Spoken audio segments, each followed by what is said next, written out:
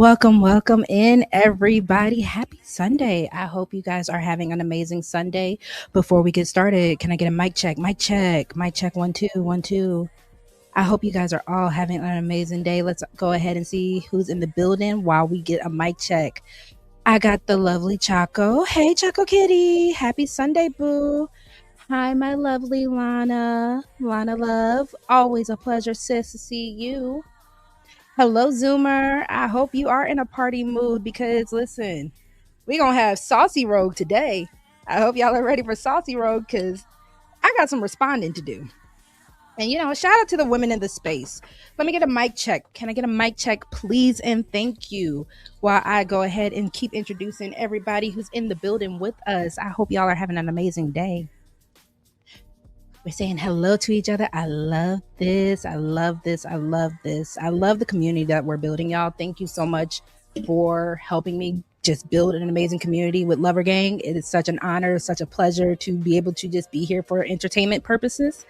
I love the support in every way. So again, and y'all, I'll probably have to edit it, but a lot of the ladies in the space, welcome, Michelle. I'm sorry, but I had your comment up. Hi, Michelle, my lovely sister. Hello. Thank you so much. Y'all know I got to give y'all some looks. I like giving y'all the looks. It's always fun. It gives me more time to practice with my cosmetology license, and I love it. Thank you. I got to be good for the mic check. I appreciate y'all loud and clear. I love that. Welcome in, Sister Tiff.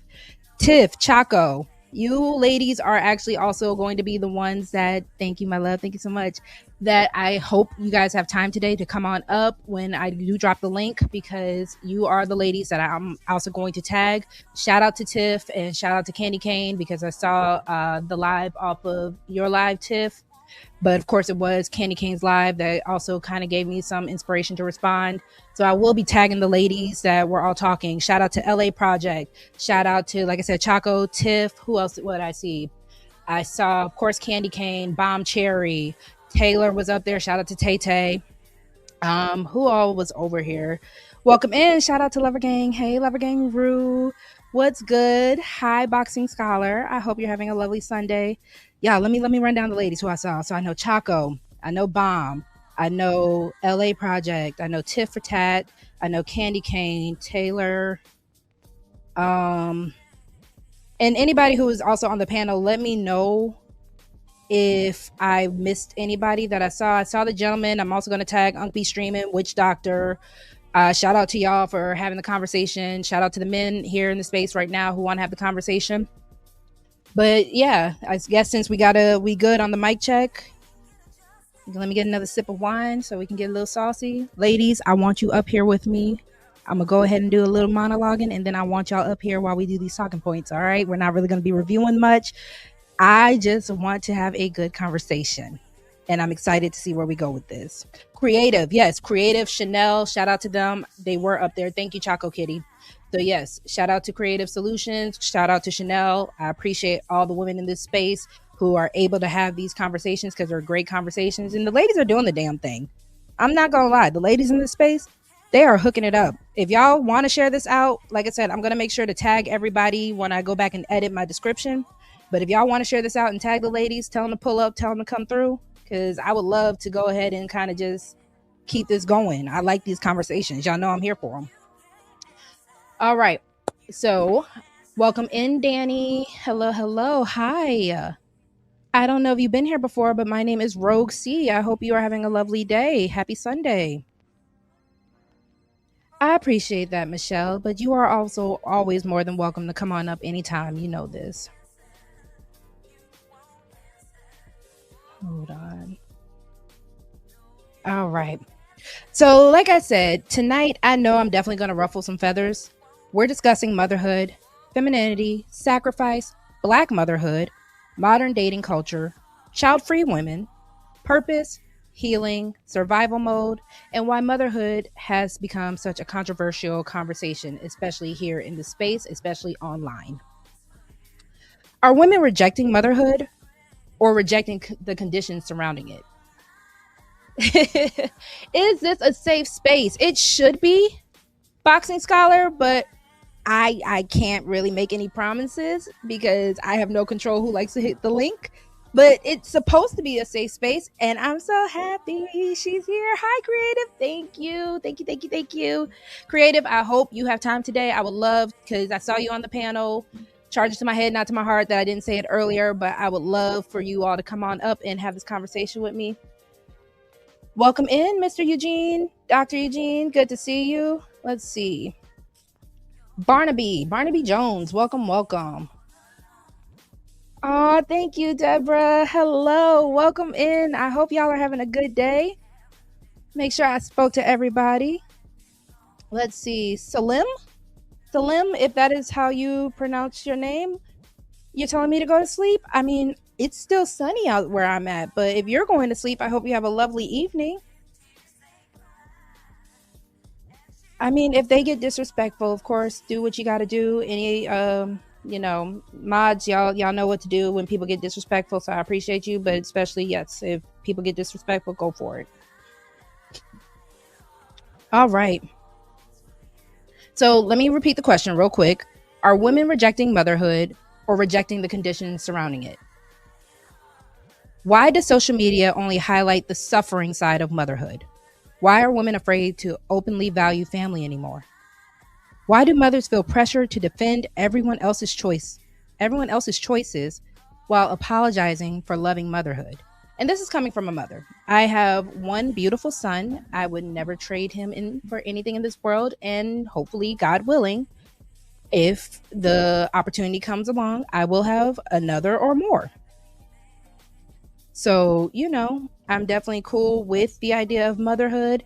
I do want to make sure that we are aware that Lover Gang, if you are here, it is all about respect and love. We don't do a lot of fighting. We don't do all this stuff. If y'all have disrespect and beef on other panels, that's cute, that's cool, but that's not going to happen here.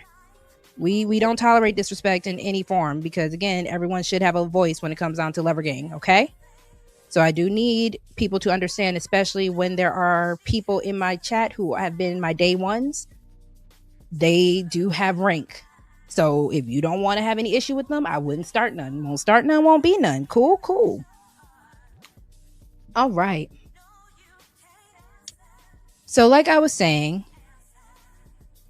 does motherhood still hold emotional, biological, and spiritual significance without determining a woman's worth? This conversation is layered, it's emotional, it's messy, it's nuanced, and it's probably going to be a little triggering. I appreciate that. Thank you. All right. So let me start by saying this. And, shout out to the people in the space who say this, but a woman's purpose is motherhood. Now, before I get tomatoes thrown at me, before the think pieces start, before people clip this out of context, right? I need y'all to hear me out. Because tonight is not about forcing women to have children. It's not about reducing women to incubators. It's not about saying women without children are worthless. That is not what we're saying at all. Am I already getting booed? You at least got to throw a tomato with it. Okay. I do think we need to talk about why motherhood has become such a dark and hostile, controversial conversation online. All the conversations about women who hate their mothers, all the conversations about the bad mothers in the space, the women who are regretting motherhood. I do. Here we go. Listen, we're here for it. We're here for all this. But it's also especially amongst women. And that is kind of where it's kind of confusing me. And I'm like, yo, what the hell? Because social media has shifted hard. It's gone very far. Every time motherhood is trending now, it's regret, resentment, exhaustion, hatred, sacrifice, losing yourself, postpartum depression, cheating during pregnancy, absent fathers, women saying they hate motherhood, women saying they regret children, mothers competing with daughters, children growing up emotionally neglected. And while those conversations do matter, they do matter, right? I am standing on that. These are important conversations to have. I also think we need to ask, Have we become so disconnected from nurturing, from softness, from family and femininity that motherhood itself now feels shameful? So that's the conversation I want to have tonight. And I'm going to be messy. I'm going to be a little messy, right? I noticed that this conversation got extra loud, especially right after Mother's Day weekend. Welcome in, Tay Tay. Regretful motherhood is a very recent phenomenon. I would just like to add. I do disagree with that because it's been said. It's been said by grandmothers. It's been said by great aunts. It's been said by a lot of women in the family structure. It's just now getting social media popular.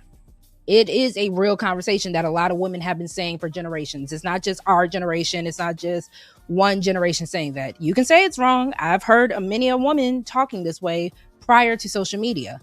Now, what other people have experienced, I'm never going to judge their experience and say that their experience is wrong, but I have heard these conversations before. But we'll have the conversation. We most definitely will have the conversation. I'm gonna let you have your monologue. I appreciate that. Y'all grab your glasses. Cheers to that. We're gonna drink to this one.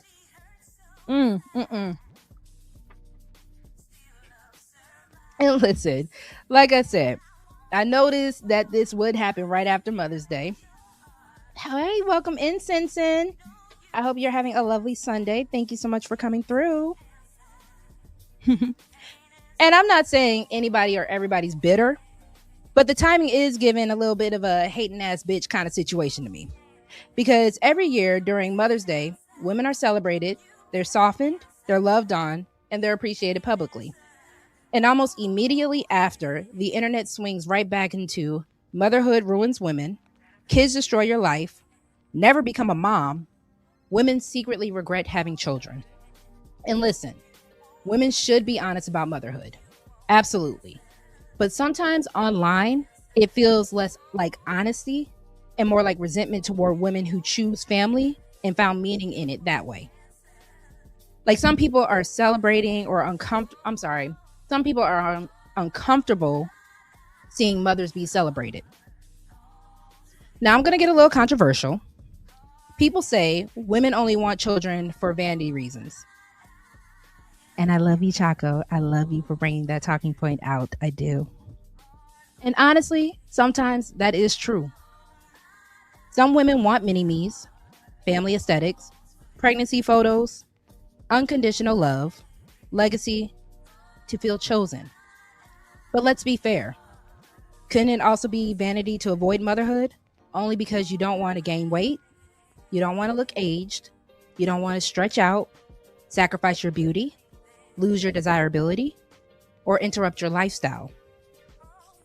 That's still self-image centered. So maybe both sides can be vanity driven, depending on the motive. See, listen, ain't nobody, I'm not mad at it. Listen, I love that you all give me the think pieces that I can have, because I really do just get a chance to sit back and be like, let me think about this and let me see how I want to respond to it. It's never any hate. I just love a good conversation. I'm a debater at heart. I joined the debate team in high school. It was a really fun thing. I like to pick people's brains and I like to have my brain picked. So trust me, we are good with that. That is extremely narcissistic on both sides. Vanity is a trait of narcissism. So on both sides, I do agree. But I don't necessarily, and maybe I might have to talk about this another day. Narcissism, like anything else, has a good and a bad. I don't necessarily look at something as just pure evil or purely good. I think everything has its place and its purpose for a reason. Let's see. There's nothing wrong with a woman or with women getting a reality check when it comes to motherhood. Nothing at all. I'm not saying anything is wrong about that. I really think that these conversations are really good to have open conversations so women and, you know, especially younger women who are considering having children, they can consider any and every option of how they want to go about it because there's so much to go into it. So I don't think it's anything wrong with it at all. Like I said, this is just a response from me based off of what I heard and what I wanted to respond to. A troll also poses me on that panel. H&M sent me a DM. I'm sorry that happens, Sin. That's not cool at all. Not cool at all. I'm not sure what language this is, but hello. I hope it is something respectful. I hope you're having a good day. All right. I also think men absolutely categorize women differently when it comes down to motherhood, right? Some women awaken softness, emotional safety, legacy thinking, and nurturing instincts. But the problem is, some men know exactly who they want children with while still not being emotionally equipped to father those children properly. And I do like to think a lot of the regrets that I hear a lot of women having when it comes down to having children is due to the man that they had the children with. I don't necessarily think a lot of women would regret having children or being mothers if they felt like the father was actually a father or there too. But that's another story for another day. We might hit that on Father's Day. Wanting children and being prepared to raise healthy humans are two completely different conversations. So I'm gonna cool it down before, I hype people up too much because this is going to be kind of triggering, and I know that. All women are allowed choices. I'm going to say that again. All women are allowed choices. Some women genuinely do not want children, and that's cool. That's totally fine. Some women cannot have children. Some women want motherhood later. Some women find fulfillment through career, through art, travel, spirituality, caregiving, and community. And all of these women still have value.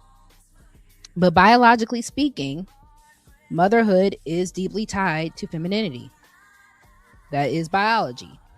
From the age of, I started when I was 11, and I'm not saying this is when people should be having children, but biologically speaking, your body is preparing you for creating life.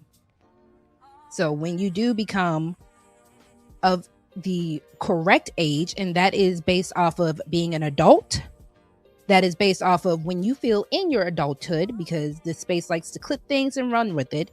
When you are an adult who is functioning and feel like you are ready to have children, then yes, biologically speaking, that is what your body prepares for. Women literally carry the ability to create life. Our hormones shift around nurturing and bonding, and the female body is designed around reproduction. Acknowledging biology should not remove choice, though. Listen, it was, if he does, he does. I'm not gonna lie. Biology is science. Are we now saying science doesn't exist? Especially, like I said, biology does not take away your choice, but science is still science. Hold on, let me get another glass of wine. Y'all are, I already know how this is gonna be. I love y'all though. I love you. I do love you all. I do. I really do. But I know how this is gonna be. All right. A woman without children is still a woman. And I want to make something very clear before people misunderstand this entire conversation. Motherhood does not determine a woman's worth. A woman is not worthless because she does not have children, cannot have children, had children later in life, chose a different path, or is still figuring it out. And honestly, some mothers are terrible people. That's the truth. Some child-free women are amazing people, and it can go vice versa. So this conversation is not about ranking women's value based off of their reproductive status, because women are human beings before they are any other role.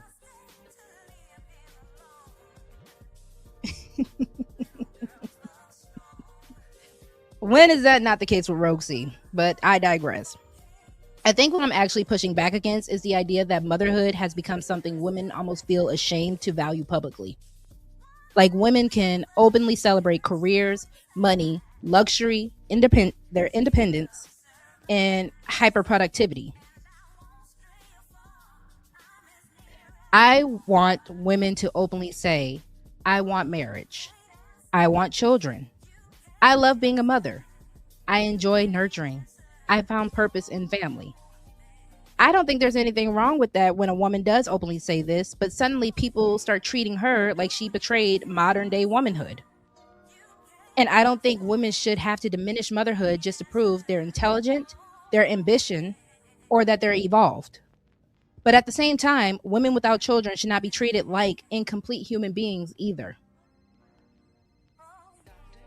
And I agree, marriage does not determine one's worth. But again, if that is something that someone deems as worthy, they should not be shamed either. And I feel like a lot of people online do shame people who still hold those values. And again, if marriage is not your value, if marriage is your value, neither of you are wrong. And I think it's okay to openly say what you value without somebody pointing at you and being like, no, that's a horrible value. No, you're stupid. No, you're living in the past. No, if that is something they value, it's okay. The same way if you don't value it, it's okay. But a woman's worth is not located in her womb, her relationship status, her career title, her desirability, or whether she reproduced or not. Worth and purpose are not always the same thing. And I think society keeps confusing those conversations as well. And I think we need to also talk. Okay.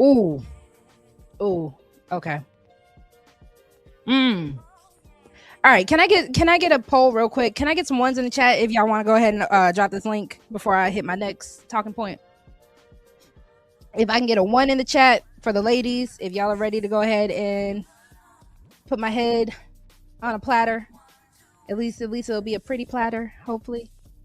Put me around some fruit and stuff before you just decapitate me. I would like to be around some pomegranate and grapes. I think if you are going to put my head on a platter, I would prefer pomegranates and grapes. And I want the mixture of grapes. I want some green grapes, some black grapes, some red grapes. I think that'll be good. No, don't tell me it's up to me. Put a 1 in the chat. Let the Lord use you. Listen, I want pomegranates and grapes if you're going to put my head on a platter. Give me another sexy fruit. Peaches. I think I want peaches too. I think I want pomegranates, grapes, and peaches. I think that'll be fun. Y'all not saying nothing, so I'm gonna go ahead and say my next talking point. Put some 1s in the chat if y'all are ready for me to open up the panel. I got it. All right. So let's talk about the rich auntie archetype. Plums. I do want plums. I want plums, peaches, pomegranates, grapes. That's what I want. If you gonna put my head, decapitate your girl, and put her on the platter. I see you, Tiff. I see you. All right. Welcome in, Uda. Hello. Thank you for joining. All right. So this rich auntie archetype, right? Because social media romanticizes it heavily. You get luxury, you get travel, freedom, money, soft life, and no responsibilities. But if we're honest, that lifestyle usually only feels aspirational if the woman is highly successful, highly fulfilled, financially elevated, socially desired, and constantly experiencing life. Because if not, people quietly start asking, what replaced family? And I think that is the uncomfortable conversation nobody wants to have. Another thing, being nurturing and being a mother are not automatically the same experience.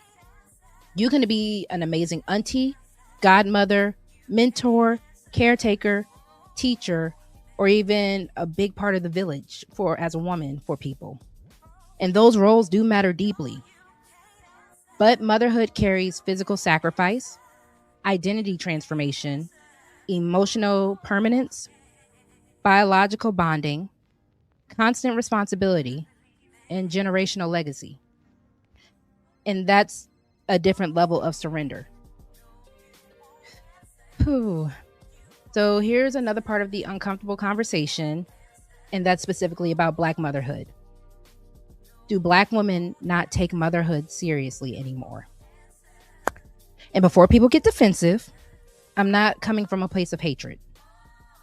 I'm asking because online we are seeing more and more content from women saying that they regret motherhood, they hate motherhood, they resent their children, they dislike their daughters, they never wanted kids, and motherhood ruined their lives. And while honesty matters, I also think we need to ask what repeated messaging like this is doing psychologically to people, especially to women, girls, families, and especially the children that have to hear it. Because children will hear this eventually.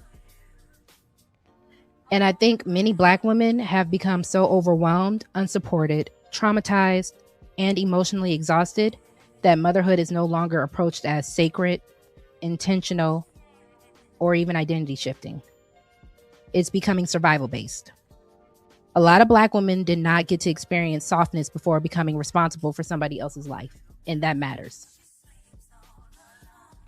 And one thing social media is exposing is how many mothers and how many women never really healed before they became mothers. Now daughters are growing up feeling emotionally competed with, unwanted, hyper criticized, emotionally neglected, and resented. Not because Black women are uniquely evil, but because unhealed pain reproduces itself. And if it's never confronted, it's just going to be a cycle that continues over and over again. Now, if you're going to ask who told that, it's all over the internet. It's on TikTok, it's on YouTube, it's everywhere. We can definitely shout out the rich aunties the same way I will shout out the mamas. I'm going to shout out all women because you're doing whatever makes you happy. As long as you're happy doing what makes you happy, you're not wrong. As long as you're not hurting yourself, as long as you're not hurting other people, you're not wrong. If you are really just great at that role, then the same way I would congratulate you for a role at your job, congratulations. Keep doing the damn thing. You're not wrong. But before I continue, let me go ahead and do this. I should have opened YouTube so I can pin it. Let's do that real quick. Let's pin the link. Let's see. Let's see which one is. Hold on. It's at my. Can I see the live? Okay. Let me pin this link. All right. So again, just a reminder, let's remember to be respectful to one another. It is all love over here in Lover Gang because I do love y'all. I love y'all very much. And I'm happy to have this conversation. All right. I need to get like some type of introduction for y'all. Welcome in, Chaco. Hello, my love. How are you today? Hey, I'm good. Just chilling. You just be going live without warning. Okay. So tell me what kind of warning I should do because I kind of do just. The last time was a spare of the moment live, but I tried. How should I do it? Because I'm so new to this. I mean, you can schedule it ahead of time and like post it on your wall, and then people will see it when they scroll in and stuff. So you're like, oh, okay, she's going live later or tomorrow. That's true. All right, I'm gonna do better. Y'all know I'm so new to this. Y'all forgive me. Forgive me. Tiff, you really going all lives matter to me right now? When it comes down to women, especially what Black women want to do to be happy, yes, whatever makes you happy does matter. Welcome in, Rue. Hello. Yo, you hear me? I can hear you. Man, you done stepped in this shit, man. You ready for this shit? Or you? What's up, man? What you doing? I got some liquid courage. I'm here. We gonna do the damn thing. Man, that shit wild, man. You want to finish what you saying, or you want us to talk, man? Cause I mean, y'all are free to, because I already know. And I mean, especially shout out to Tay Tay because she was asking who said this. I could pull up some videos that I saved just in case. Just because, like I said, my talking point is the fact that you have too many women, and I'm not saying this in a bad way. I just see a lot of women nowadays saying how much they hate motherhood, and I do believe it's because a lot of these women are unhealed before they became mothers, or they're just mad at the baby daddy. Hey, I'm gonna say this, and I'm gonna give it to you ladies on this one, right? And I'm gonna speak because you ladies can talk about the mothers. I don't want to talk about the women on this. I really don't. All right, now I ain't trying to derail it, but I just want to give you an example of what happened maybe years ago when I was dealing with my cousin. Right, my older cousin. Now he don't have any children. Right, my brother don't have any children either. But I remember one time back, maybe 2013. We was all kicking it at his brother's house, and then my older cousin came over. And let me know if you hear me good though, right? So you good? You're clear. My older cousin, it was his birthday, and he came in, and the first thing he said was, "Hey man, what y'all give me for my birthday, man?" Talking because I'm 30. I'm 30, man, with no kids, right? Now here he go. He got his homeboy, is me and his brother. We all in the house, and all three of us have children. And we were just wondering, like, where did that come from? So he got very upset when I told him, well, damn, man, you know what? You're not gonna be able to stunt, or if you trying to stunt, it ain't gonna make no sense if you 30 with no kids and you ain't got no vehicle. Why you ain't got a car, bro? Like, I'm just confused. Why you? I guess my issue about this, right? My issue is this: I don't see a clear distinction between people with kids versus people without kids. And I feel that if a person feel like they did the right thing by not having children, that's your right. Why is it like you in the same boat as someone with kids? Like my brother's another one, and I love my brother, but I feel like my brother and my cousin, they supposed to be traveling the world, rich for one, living way better than I'm living, or any man with children. Because if kids was the hindrance or the problem in some cases, right? If that's the excuse that folks give for why they don't have children, it could be other reasons too. But the main reason could be maybe I just don't want to have that burden on me. All right, cool. If that's the case, fine. Right. So why is it a childless person is not doing better than people with children? In the case with the men around me and my family, these guys are not doing better than me. I don't understand that, because if I got 2 children, you guys have none, how is it I'm financially better than you right now, let alone just can do shit that you guys supposed to be doing way more than me, 10 times more than me, for why you feel that you can come in and say what you're saying about how you don't have children like it's a flex. So what I'm asking is, why is it not a distinction? Now, we're not talking about athletes and rappers and entertainers, right? We're talking about just ordinary people. Why is there no clear distinction when it comes to childless people, when it comes to their finances, their look, compared to the men and women who have children who may have gained some weight, right? Are they dealing with emotional stress because of children, for instance, right? You got to take care of your kids. But then you got so many people with kids look better than folks without kids. Why would a person without kids ever get fat? Ever get broke? Like, how does that work? Why would it ever be the situation where a childless person is limited in what they're doing, and yet you're in the same boat, in the same environment with people with 3 and 4 kids? Y'all got it, man. Y'all got it. Before we get started, because Chaco, I can't wait to hear what you also have to say. Let me greet. Hello, Donald. Hello, 23CM. Hello, Willing to Win. Welcome in. Let's see. Hello, Kasim. Welcome, brother. All right, girl. You all live mattered with the statement. With that statement, I shout out the aunties, and you're like the mamas too. Yes, because I'm shouting out women. And at the end of the day, I am a mother. And for all my mothers, I think we deserve the shout out too. Shout out to the rich aunties, but they also don't bear the whole responsibility. They can just give the baby right back. We are here during waking up in the middle of the night. We're here breastfeeding. We're here bottle feeding. We're here getting the C-sections. We're here getting the natural births, the epidurals. Again, nothing is wrong with either or. It's just a matter of, yes, if I'm coming in here saying, shout out to the rich aunties, but we're also going to shout out, because that is an archetype. I am also going to shout out the mamas, because you made a choice. She made a choice. We all make choices. And I don't think anyone should be less than because of it. And a lot of times when we do see the rich auntie conversation, it is in the name of making mothers less than. So, if that's really just all life mattering, I don't know. That one, I'm going to have to just take that L. That is something all women matter in that kind of sense when it comes down to the role a woman plays. But I appreciate that. Listen, the pushback, I appreciate, y'all. So feel free to give it to me.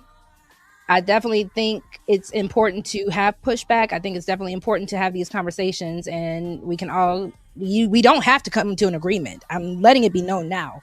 So any woman who has any issues with what I'm saying, any man who has any issues with what I'm saying, you're not less than because you don't agree with me. You're more than welcome to have a disagreement, as long as we can just understand it's all about respect. And I'm not saying this to you, Tiff. I know you listen. We're here.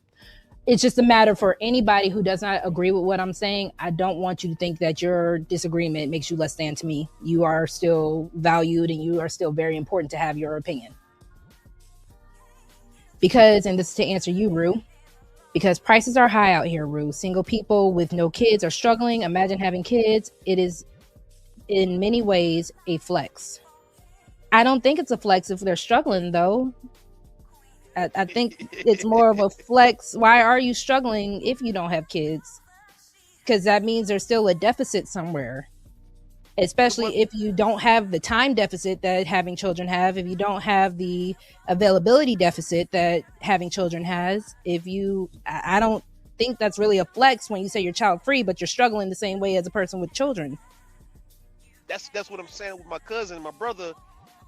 Why you guys at 30? My brother 38, my other cousin about 43. All right, so you've been an adult long enough, and my thing is, so why are you not just doing better than the people with kids? Let's see. I'm sorry. Go ahead. No, go ahead. I was just going to ask Lana, do you mind? You don't have to hit the link if you don't want to. I would like for you to hit the link, but if you could explain this a little more. They don't care to live in this society. Are you talking about the people who have kids, or people who are kid free? I know you said it's a different topic. Zoomer, you are saying foster care and adoption agencies. I mean, listen, at the end of the day, that still makes you a parent, but yeah. Welcome in, Red Lipstick. Hello, lovely lady. If you are able to, feel free to hit the panel. The panel is open. I would love to hear your opinion on this as well. Mother's Day is not a shout out. Where is Auntie's Day? I mean, the same way. I mean, I can find a video on how Mother's Day got started, but it's about what people want to petition for.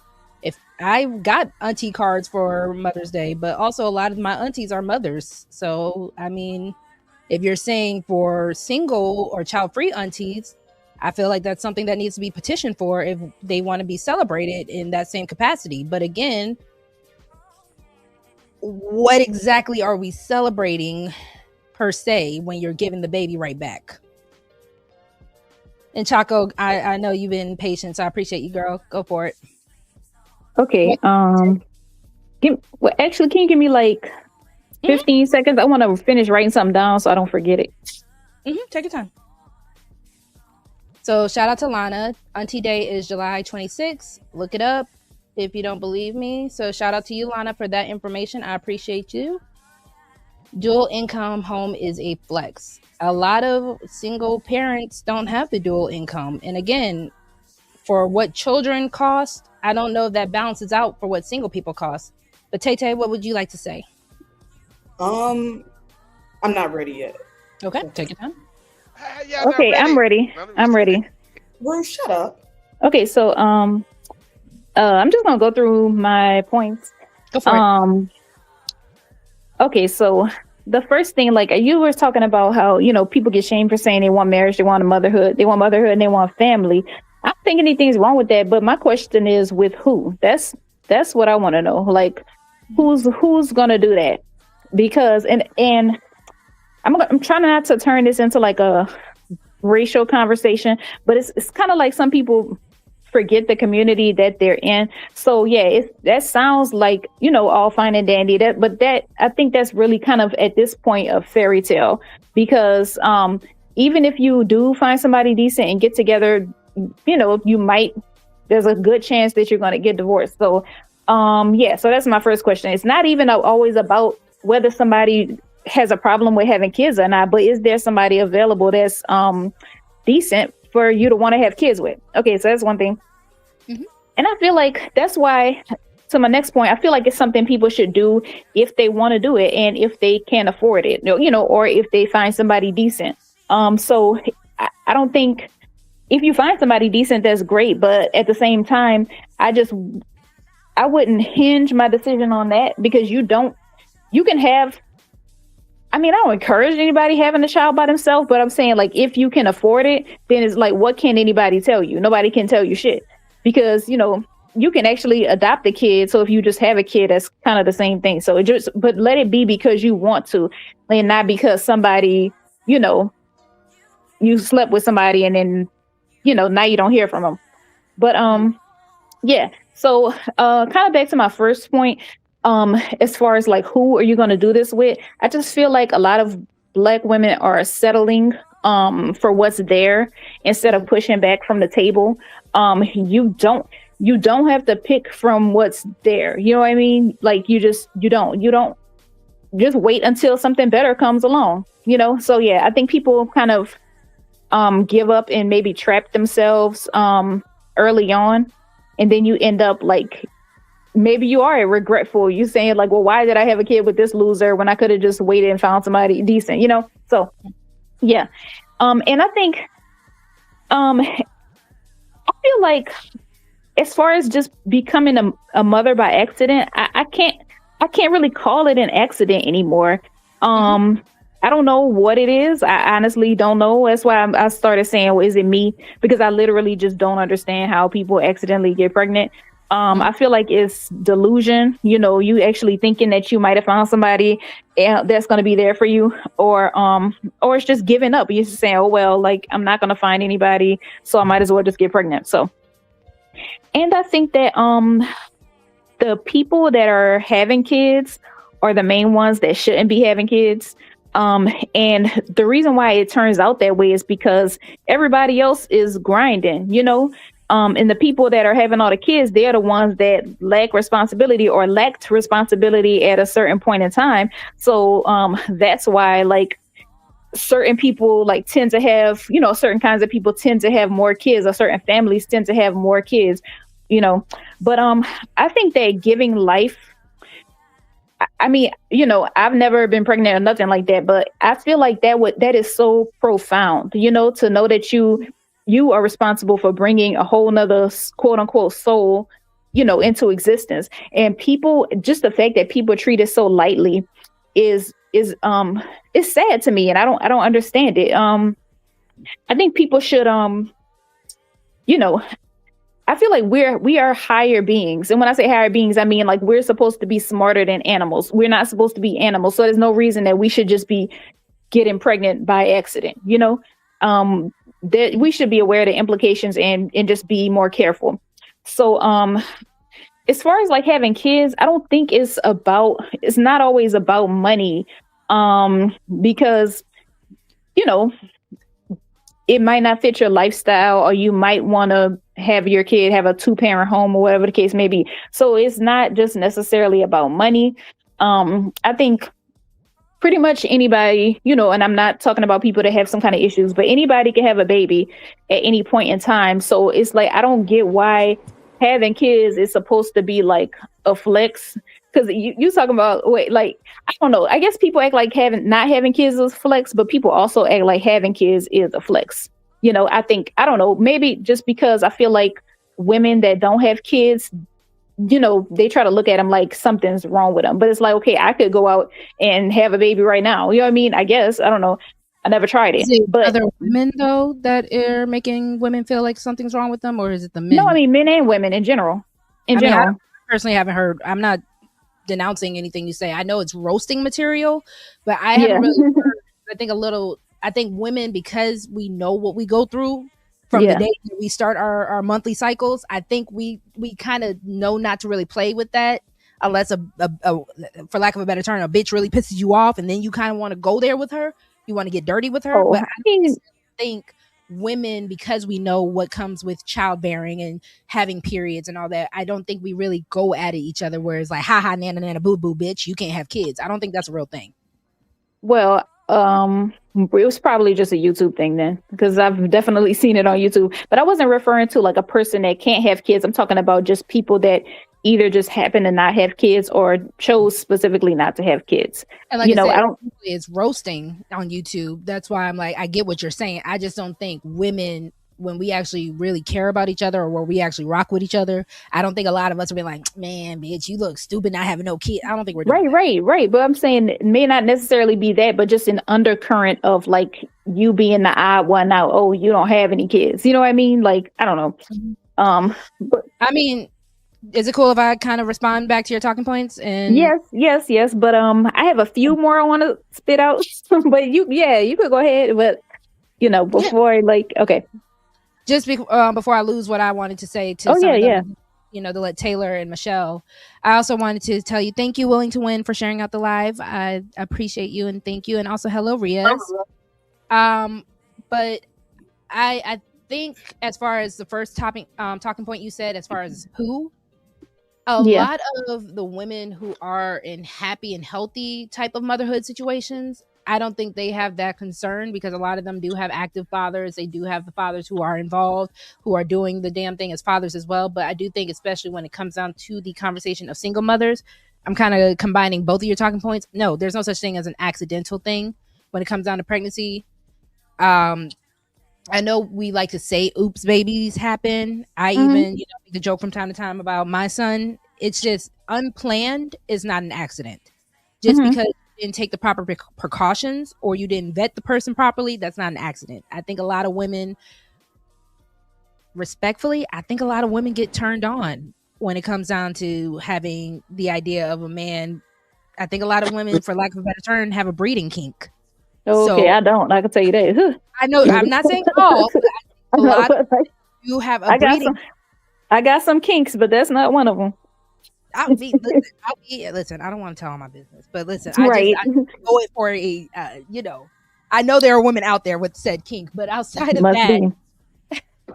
outside of that, I just think, especially when you are an adult, I don't think unless you just got straight up told you cannot have children, and then lo and behold, here you are having kids. Yes, I think that is one of the rare cases of where, oh my God, I had a baby. I see Yeah. so many now mature pregnancies. I hate the term geriatric pregnancy. I see mature pregnancies happening, and these women are like, I messed up. And they're not really saying I messed up like that. They go through with the pregnancy. It's just, Mhm. I think it's more so of a, oh shit, this is a real thing now. It's really happening situation that a lot of Mhm. women make excuses for Mhm. because either you were so turned on by this man physically where having his baby sounded good in the bedroom, but then when you actually come to the true manifestation of such, you're like, oh shit, I fucked up. That's exactly what it That's is. Mm-hmm. that's actually a terrifying thought to me. And that's So just the idea horrible. that anybody could be turned on is crazy. But And that's um, horrible, though. Go ahead, Taylor. That's not a that's not a good thing. Like, I mean, when you're in the heat of the moment, okay, Mhm. you know, at that time, okay, but no, I don't think that, like, Hey if we're man, just being honest, like within the Black community, most of the children were not planned pregnancies at all. I agree to My that. my mom told me straight up to my face that my dad had tricked her and lied. Mm. So, and ta-da, almost 30 years later, here the fuck I am. Do you So, mind? You don't have to go into your full personal detail, but do you know exactly what she deemed was the trick or the lie? Did he say he had a low sperm count, or if you don't feel comfortable? yeah, no, I say he told her that he, due to a football injury, okay, which I was trying to correlate football injury and vasectomy into one. And I Chaco, was I'm gonna let you finish, but we have you a have a lot of talking points, Chaco. Just hold on, we gonna okay? let you finish. I promise you. I promise you. Yeah, no, Um, you're not long winded, Chaco. I just want to get everybody's voice out here because Michelle also came up. I want to get everybody in here, and then you gave us a lot of talking points, so I kind of want to hit on those first, and then we can move on to the next ones. okay, I got you. Got you. Mhm. So he told her that due to his football injury, he got a vasectomy and then he can't have kids. Whoop de whoop. Okay. She's like, okay, whatever.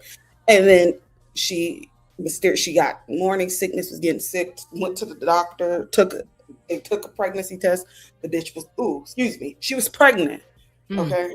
She was So he pregnant. lied about the vasectomy. Okay. He lied about it. So now, I mean, Now that's fair on your mom's point. That is very fair. right. So I mean, if you ask her, she says she would do it all. If she would do it all over again, she doesn't regret the aspect of being a mother, but as far as the circumstances of what took place, it Mhm. would have been done differently, essentially. But I think in the community, to where, because a lot of times women are doing this shit by themselves, it's very stressful. And a lot of people don't have villages. Mm. Like, granny, believe a lot of these new age grandmothers are not babysitting these kids the way people think they are. My mama Do don't you be. think My mama don't do because it. They're the not thing is doing because that. they are feeling younger? I think a lot of the new age grandmothers are feeling more youthful. They're realizing that they don't have to be They- grandmamas in the house all day. well, they don't want to be bothered at the end of the day, which, I mean, okay, respect, but shit, That's literally what I was gonna say. They don't want to be bothered. yeah, they don't want to be bothered. So a lot of these women are doing this by themselves. They're going to work. Some unfortunately they can't take on certain jobs or careers due to the fact that they have to adhere to their children or child's schedule. Is Which H&M in here? I don't see H&M. Hi, H&M. If you're in here, I don't see you. I'm sorry, H&M. ladies. I'm trying to make sure I spoke to everybody. Hello, Deshaun. Deshaun is saying robots are going to take the spot. How y'all feel about that? Good luck. I've talked about that before. I'm just gonna say I've talked about that before. It's a possibility. Ain't no okay, so I'm gonna say it. Ain't no robot going to, because again, I hate when, and this is the issue that I have with men when it comes down to this conversation. A robot is nothing but an incubator. A robot does not have a living heartbeat for that baby to hear. That is something that internally, as a biological factor, that baby hears a mother's heartbeat. That's the first thing that baby ever hears in its life. So I need people to stop acting like robots are able to do everything that humans can do, because no. If you're talking about incubation, yes. And we see when it comes down to, unfortunately, test tube babies, how they are always lacking something. We've seen it with when they tested primates who did not have their mother. It lacks something. A baby, you can literally put your heartbeat in a pillow and it will soothe a baby, because that is the first thing that they know. They know a womb. They know the warmth. They know your amniotic fluid. Your amniotic fluid actually changes according to what that baby needs. Your breast milk changes according to, if that baby is sick, our bodies naturally know, without us even knowing our baby might be sick, our bodies naturally know, I need to change my milk components in order to make sure my baby has the antibodies and everything that it needs, so that whatever illness is coming to this baby, it can go ahead and get gone.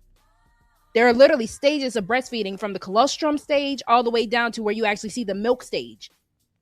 So I need people to understand how the human body can never be replicated by a robot.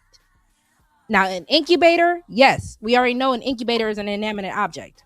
But as far as what that baby is actually going to need to survive, to develop, no. A lot of women literally lose calcium. That is why a lot of women actually get osteoporosis. Not because they stop drinking milk in their adult age. Because when I had this baby drained from my teeth, my bones, and everything. Because again, you have to think about it. When it comes down to how babies are made, it is literally my bones, my flesh, my cells. Not saying that the men's cells don't do anything, but as far as the actual developmental stage of that baby in that womb, that is me. That is woman. That is what makes that human a human. Sorry, do I have an echo? Is it me? Welcome up, 18th. Hey y'all, how y'all doing? Can I respond to you really quick? Y'all got it. Just really quick. Maybe I don't think we're on the same page, because I wasn't talking about like robots being an incubator, but maybe that's what he was talking about. I was talking about them like, I guess, taking over altogether. But yeah, that's just an aside. I wasn't saying you, babe. I was responding to the comment. Just like I said, to me, I get triggered as a person who housed the baby in a womb. I do get triggered when people like to try to say that a robot can do what I did, what a robot can do what my mother did, what a robot can do what any mother did. Because no, even the most piss poor mother did the best damn job as far as housing that baby in the womb. Now again, not necessarily. I mean, okay. That's why I said mother, because you do have mother or women who get pregnant, is the best way that I could probably phrase that. You have women that get pregnant. When I became pregnant, my mindset shifted. My pregnancy was the healthiest I ever been, as far as, because I knew it was no longer my life. So as far as me being a party girl, drinking and smoking, that stopped the moment I found out I was pregnant. So as a mother, I became the healthiest that I could be, so that my son could develop the best way that he could. Now, women who get pregnant, that's another thing. We know alcoholic fetus syndrome is a thing. And we know about fetuses who develop with cigarette smoke. We know all this stuff, right? And that's why I'm going to make the difference. And I even said that in my monologue earlier, for there can be piss poor mothers, right? And I even said men know who to pick and choose when it comes down to mothers. Whether it is the piss poor mother because they're going to do what they are going to do with those children and those kids, or if it is a woman that they know she's actually going to take care of my offspring. Men know better. Mm, And I think the moment, even to Tay Tay's point earlier about, I'm not going to lie, Tay Tay, I think your daddy knew what he was doing to your mama, obviously. Yep. But before I let the gentleman in, because Riaz also came up, welcome Riaz, welcome 18th. Michelle was quiet. I want to give it back to Tay Tay. I want to give it to Chaco real quick. And then 18th and Riaz, I'm going to let y'all go ahead and get in. No, I already forgot. You got it. I'm sorry. When it comes back, let me know. I'll shut the men up. Love you, men. I do. But y'all ain't got no wombs. So, okay. No, I think you're valid though. So, I'll say what I need to see and then I'll hop because it's gonna get late for me. So I gotta keep mine short and sweet. So for me, for the thing I see it though, no human can replace a mother because a real human mother, because a human mother at least has a soul. Robots have no soul actually. And plus it's a God creation too. So basically it's created an imperfection thing the way it was made. And also, it's also stated as well, paradise is underneath the feet of the mother, because one knows she's the one to bring you in. She's the one who brought you in the world. Did your father help create? Yes, but actually your mother's the one who brought you in the world and the one to teach and to care and everything, So paradise is underneath the feet of the mother. That's why the mother is 3 times higher than the father, though. Both parents are uniquely different. Both is equally important in a child's life, but actually the mother is 3 times higher than a father according to how God sees it. So the way I'm seeing it, though, not just me saying it as a Muslim thing, though, So that is how I view it, and no robot can replace that. Say that, Riaz. I appreciate you for even saying that. I definitely do. And I know it's late for you over at the UK, so I appreciate you for staying up and rocking with your big sis. Love you, little bro. All right, peace. Have a good night, bro. Thank you for that. All right. Taylor, did you get a chance to reclaim your thoughts? Yes. Go for it. Basically, as far as what we see within the community, essentially these mothers are tired. Okay, these mothers, there's no breaks. There's no grace giving. You can't say that you're tired because then you're like, oh, you're selfish.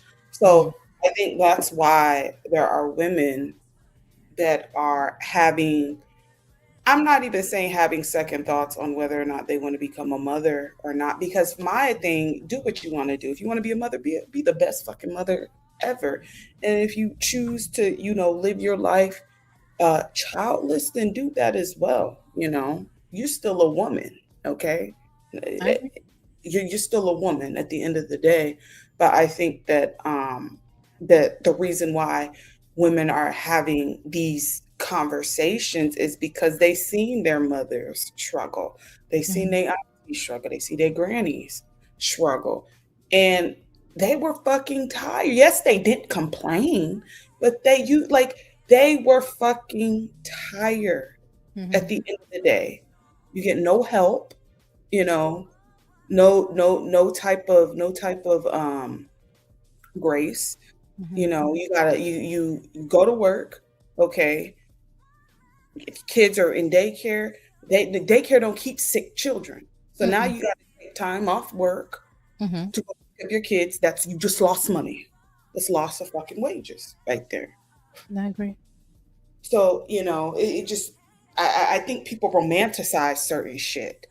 And I think, as motherhood is a beautiful, beautiful thing, I think oftentimes it is romanticized to where people do not tell you, that they'll tell you the perks and what's good and everything, but they don't tell you the dark side behind it. So that's all I got to say. So I wanted to ask you ladies, and 18th, I'm going to let you have it as well. I wanted to read Rue's comment first about trapping, because I think, we rarely hear about how men trap women. I think it's always the opposite. We trap women all the time with babies. We got to sit her down if she's too hot. And then to your talking point, Tay Tay, it was, and shout out to Terry O. Welcome to the show. Thank you. But Intelligent Caveman also said, can a tired woman give the baby up for adoption? And I think Zoomer was also saying that about the foster care and adoption earlier. Or any woman who had a baby and it's too much for her, there is an alternative. I thought the women of the family and friends came together and took care of children like a village and a matriarchy. So that's what we were saying earlier. Go ahead. I'm sorry. I was just saying, not in this day and age. Like I said, Granny is not watching. You're keeping your kids 1 day, 2 day, 3 day, 4 day at a time while you out at a resort somewhere. Granny's not doing that anymore. They're So like, it's oh no. a conversation that women should be having with their mothers, mother-in-laws, their baby daddy's mothers. Is that a conversation that should be coming up before the pregnancy, during the pregnancy, so a woman can have a choice in the matter? I don't know if that's an actual conversation to be had per se. I mean, like, hey, if we have these babies, do you mind watching them? I mean, it depends on what they have going on. I'm not gonna lie. When it comes down to me and my ex-husband, it was more so his family dynamic that convinced me to have my child, because, to this day, I still feel some type of way. Loved my father-in-law. He was a great man. He was what made me feel comfortable about having him and, my ex-mother-in-law. May he rest in peace, though, about having my son. And, I kind of feel like there's a piece of me that resented him when he passed away, because it felt like, I kind of lost that part of the village that kind of gave me the confidence to be a mother.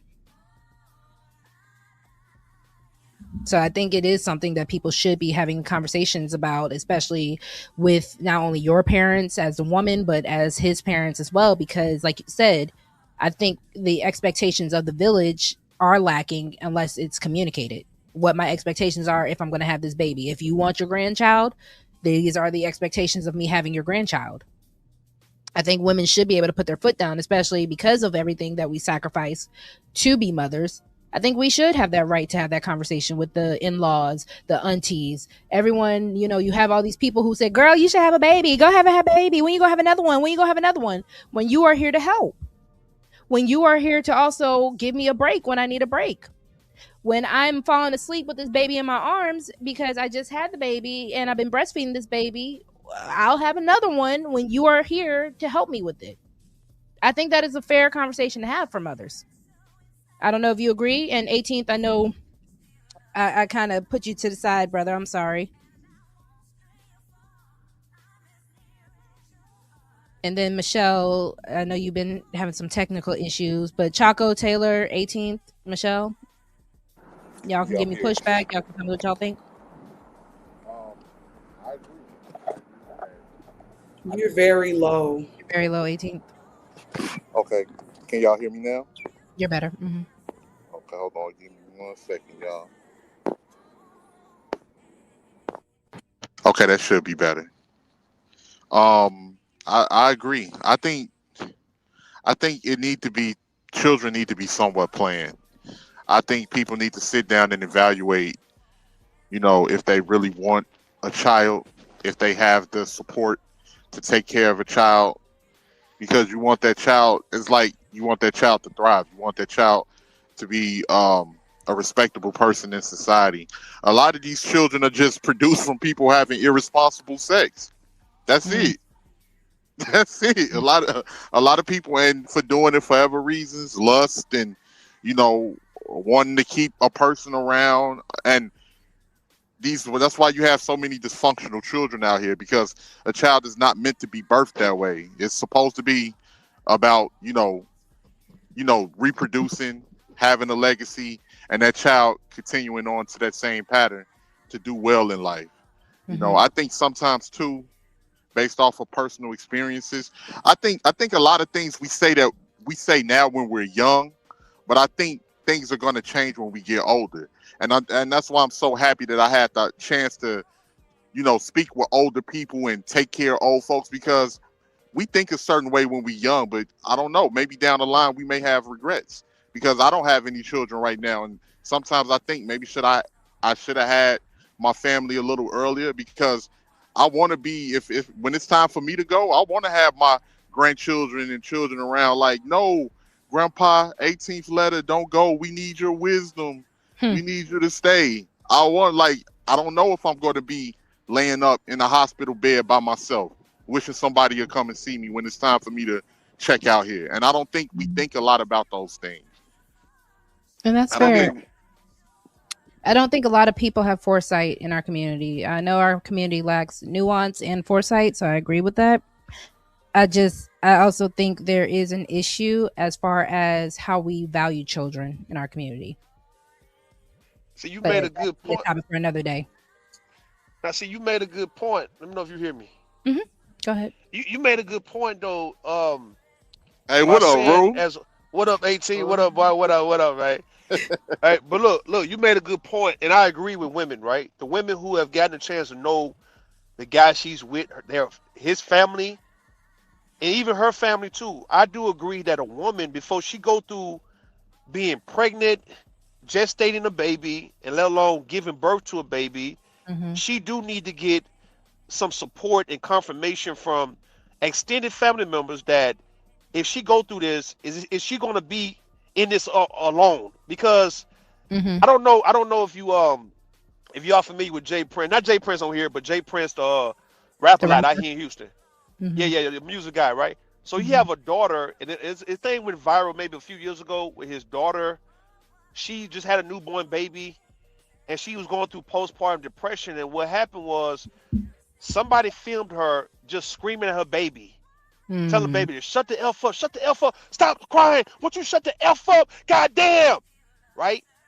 And I know Mm. Jay Prince, we know him from the city. We know it's a support around him, but is it really? Because I know a lot of women deal with that, feel like the baby is all on them and there's no help from nobody else for why she had this baby, because maybe she didn't have to have the baby. If she didn't feel like it would have been mother in laws and father in laws and other extended family members who would come through and relieve her of these moments, let alone come sit with her when she's going through the postpartum. Since we know a lot of women know about postpartum, Right. I mean, do a lot of women support each other during that time, or is it simply you on your own?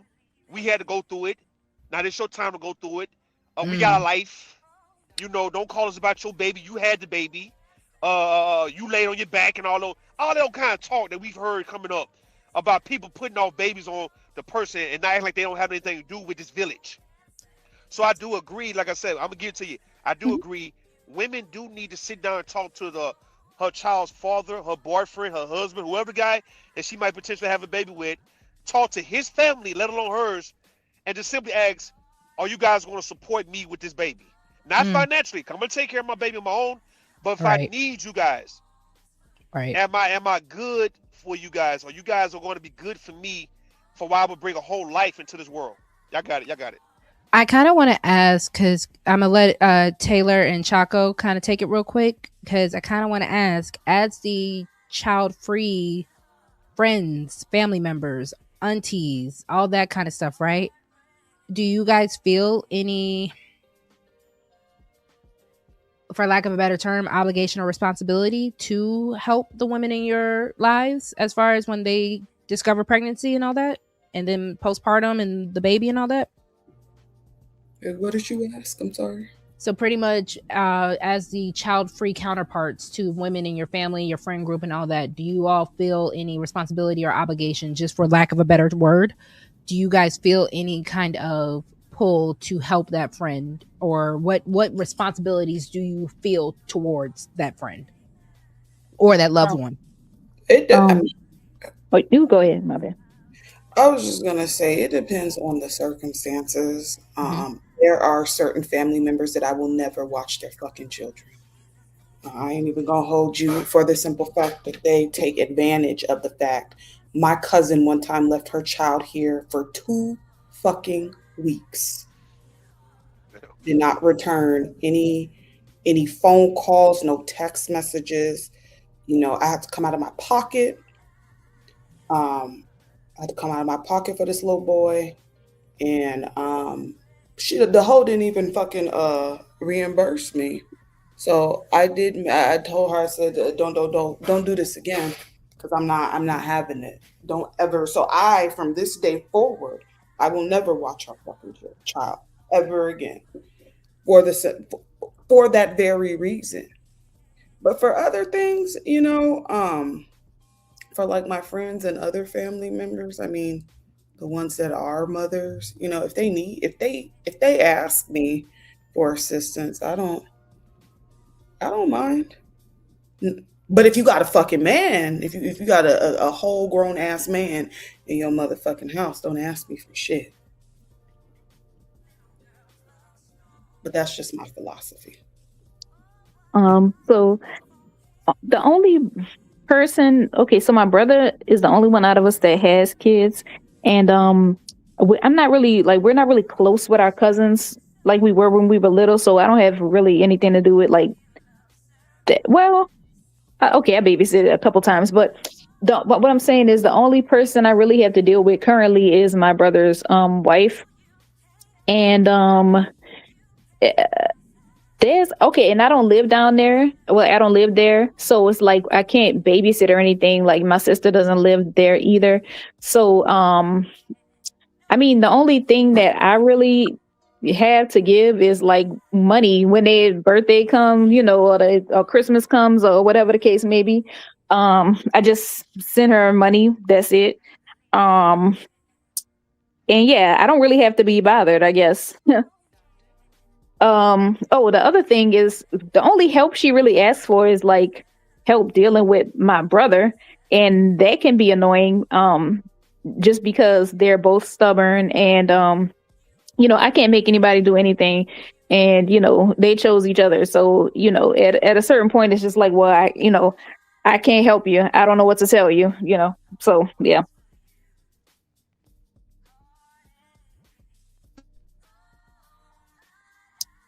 If you're kind of stepping away, I could finish the rest of my point. Okay. No, but go ahead. I did want to ask the men the same question real quick. Do you guys especially feel any responsibility for helping people in your family? Yeah, I do. Because I saw my grandmother do it. Like my grandmother, she took me in at a young age, but she also helped a lot of my cousins, which was her sister's grandchildren. She helped a lot of. She had been there for everybody, and I just know, like, from my standpoint of dealing with selfish people on my side of the family, on my other side of the family, I just wanted to be, because I don't think sometimes we realize how little, like something that what you can do for people, how much it can mean to them when they vulnerable. And that's how I look at kids. So I always been the big cousin to help my little cousins out. If they needed anything, I helped them out. And to this day, when they see me, their faces light up. And some of them are grown and in their late teens. And when they see me, they just all come running to me, because they remember how much I did, or what I did to help them, when, if they didn't have anything, or they was dealing with their dysfunctional parents and stuff like that. But I also do understand where Tay Tay is coming from, because sometimes you can be taking L's on that you really can't afford, and you end up trying to help family members, and you get caught up in a dysfunctional mess, and then it end up taken away from you a lot, and it may be something that you can't afford. But I always, because I always want to help, when I was in my situation. So I try to do that, the same thing with my nephew. I just don't want to be that family member just sat back and did nothing, and then when people get older, they can resent that. They're like, man, like when I was a shorty, man, you ain't look out for me. You knew I was going through shit, and you ain't help me. You ain't do nothing for me, and you trying to sit here and cheese up in my face and tell me what I need, man. Get the fuck on. Well, excuse my language. Hey, look. Welcome in, Free Green. Hello, hello. Hey, take the back. I'll put something in the back. My bad. You see that shit? Hold on. It's a thankless job. So look, how y'all feel about this? I'm about to say some Some bullshit, dog. Hey, this some rude type shit. Oh boy, are you going? Do you This want me how. to share this first, or you want to say it first? All right. Let me say this first. Then you share. This how I feel. I feel like people should pay homage and respect to the men and women in your family who you know you could go to when you need help with your finances or with your children or anything. I don't think people should just be having kids in the family without going to the few people, the 3 or 4 people around, getting permission after a while. Maybe your first child will let you ride.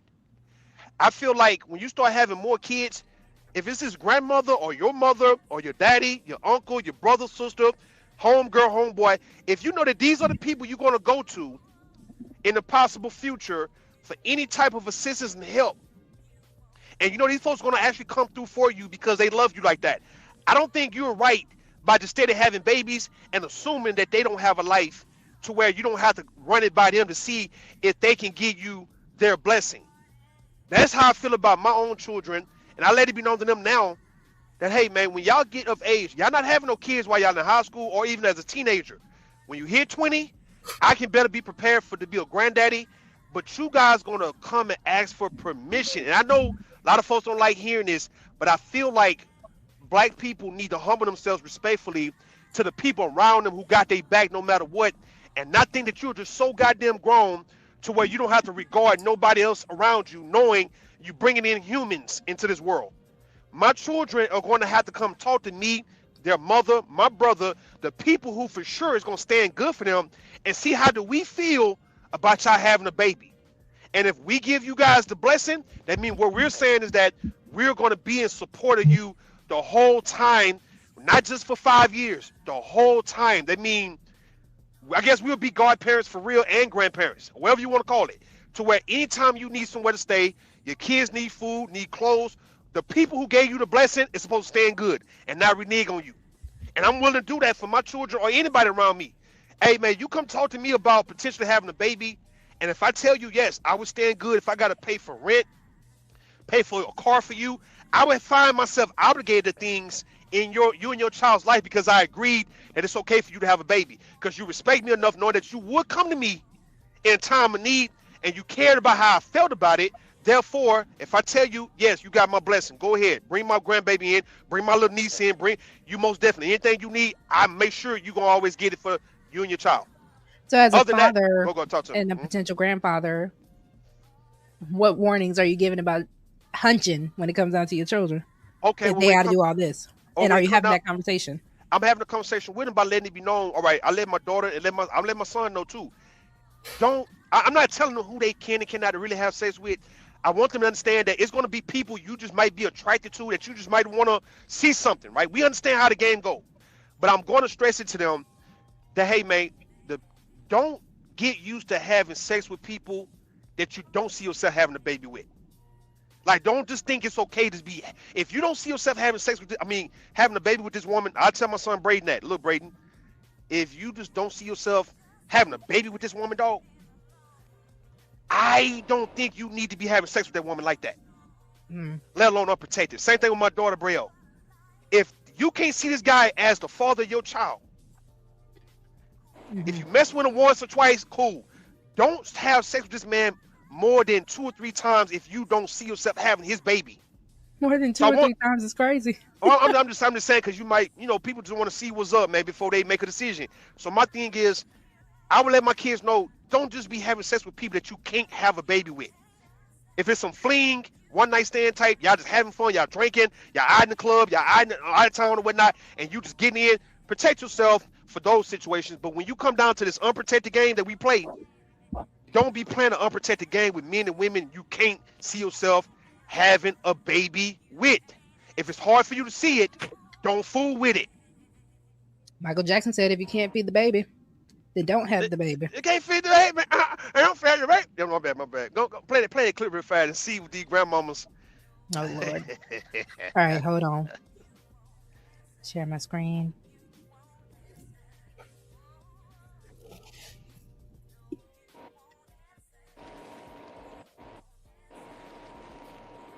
Hold on. Walk away, don't tell that when you want the cheer. Come get your cheer, bro. Come, you know I'm playing with you like that. Now get your goddamn ass in here 5 minutes. I'm having cops on your bitch. I'm in the house. Bye.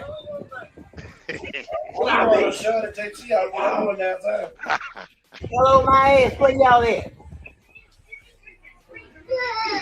Cause y'all some low down dirty bitches here. Walk over there and tell me that when you want the cherry. Come get your cherry, motherfucker. You know I don't play with you like that. Now get your goddamn ass in here 5 minutes. I'm having cops on your bitch. I'm in the house. Y'all ain't shit, dog. Mm-mm. What's up, babe? So okay, so then that begs the question, right? If you got some badass kids,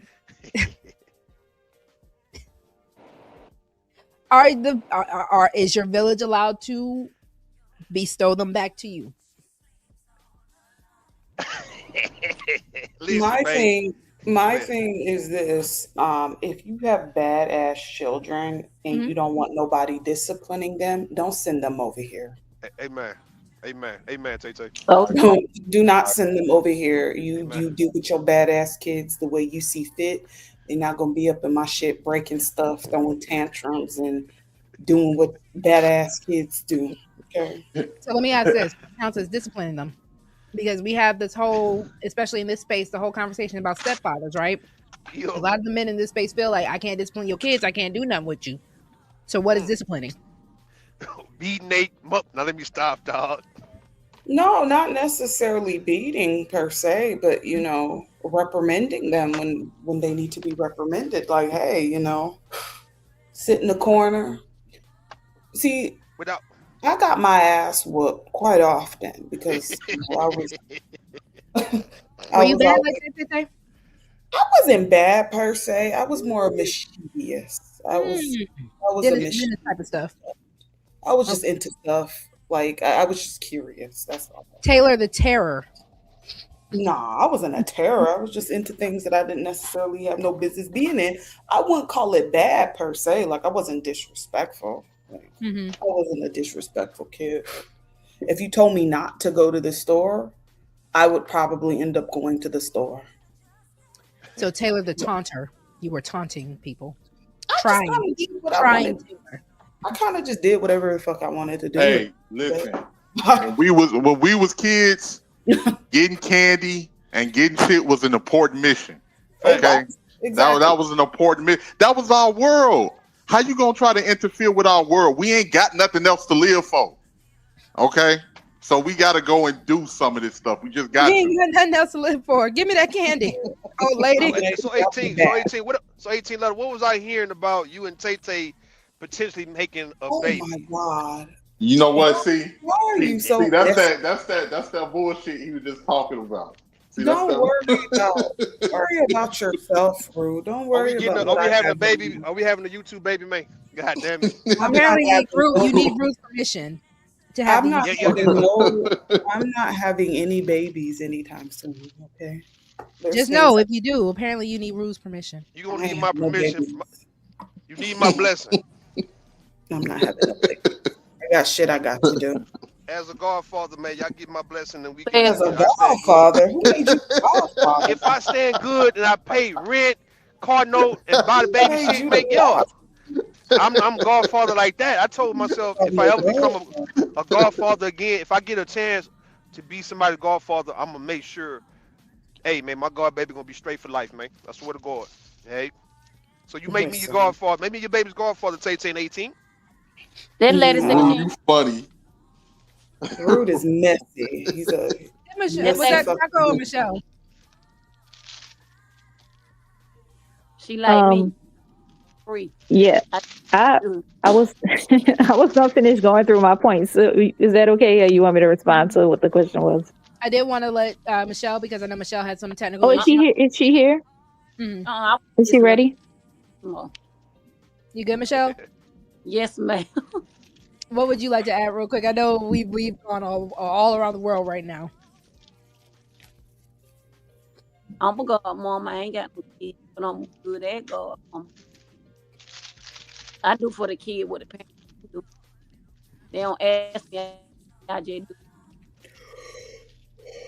Rue, you done ran 18th off. I mean, let me stop. That's what But he does. He's a I hater. chose, Welcome in, either but I man. but I chose not to have kids. I got shit to do. And no, that's fair. Welcome in, Robert, as well. Again, the whole point of this is not to say that child-free people are less than, child-free people are any different. It's a matter of just what your personal choice and what your personal values were. Me, as the woman I am, I value motherhood. I think motherhood is an amazing thing. If I can give you all the positives, I will. I'm not trying to convince you either or. I like being a mama. I liked being pregnant. Being pregnant was one of the, and I know that varies from woman to woman, but being pregnant for me was an amazing time. I felt like I was a superhuman. I could smell everything. I used to work at Walmart, right, when I was pregnant with my little one, Caleb. And I would walk past the fruit section and I could literally smell the fruit fermenting. And I thought I was superhuman for a moment. Carrying a life, that was really cool to me. I would do it again. I had a natural birth. It wasn't the worst scenario. It hurt, but it didn't hurt to the point where I was like, I'll never do this again. I would do it again. And I even tell people, women who are mothers, we might be a little touched in the head, respectfully. Yeah, you We're gotta be willing to something. go through that again. Yeah. Anybody who willing to have a baby, man, you gotta be a little throwed off. So, do you think? And I'm gonna sound crazy saying this again. Now listen, y'all bear with me on this one, cause we hear black men feel like black men in cases. I know black people feel like certain people got to go through certain things to prove their manhood or their womanhood, right? And it's based on what you just said, Ro. The fact that you went through the whole childbearing process, let alone you gave birth naturally, right? You got black men feel like if they haven't went through, let's say, going to prison or getting shot, stuff like that, right? It's stupid stuff like that, right? That these not really men because you ain't went through no real adversity in life. You kind of skated through, and you kind of free. You didn't go through what men and women are supposed to go through. In the case of women, childbirth. If not childbirth, domestic violence from a man. You getting whooped by a man, or you been whatever the hell when you was young. I don't know. And then men, it's the you ain't shot nobody, or you ain't got shot, you ain't got stabbed, you ain't been to prison. And it's like that's been like those two determining things in the black community to prove that you are a man or a woman. It's painful shit you had to go through. Do you agree with that? Do anybody on the panel agree you got to go through all that to prove your womanhood or your manhood? Before we respond, I want y'all to know I'm putting up this warning. So before you respond, tread lightly. Nah, man, don't do that. Man. I ain't loose. I'm chilling. I'm eating oatmeal, man. I'm eating oatmeal and calling it a day. But y'all go ahead and answer that. Somebody answer that. You feel like Yeah, I agree. Okay. Okay, elaborate, Michelle. I want to hear this. I don't think I've ever had a moment where Michelle agrees through. I got a lot of the same thing he just said. I got a lot of homeboy that think the same way. If you don't go to prison for years and years or be in the gang or thug in the street, that they're supposed to prove your manhood. So I hear it on a daily basis. So yeah. So is the woman, like I say, do women look at women for not going through natural childbirth? Let's just say if you had a C-section, if you ain't go through the natural childbirth, that you really ain't on a woman type shit. Do women feel like that towards women? I don't come out station, so I don't think women feel like that. I think it's more of men that feel that way about women. Oh shit. That's actual surgery. Hell no. Any woman that actually has to do it, listen, you a soldier. Yeah.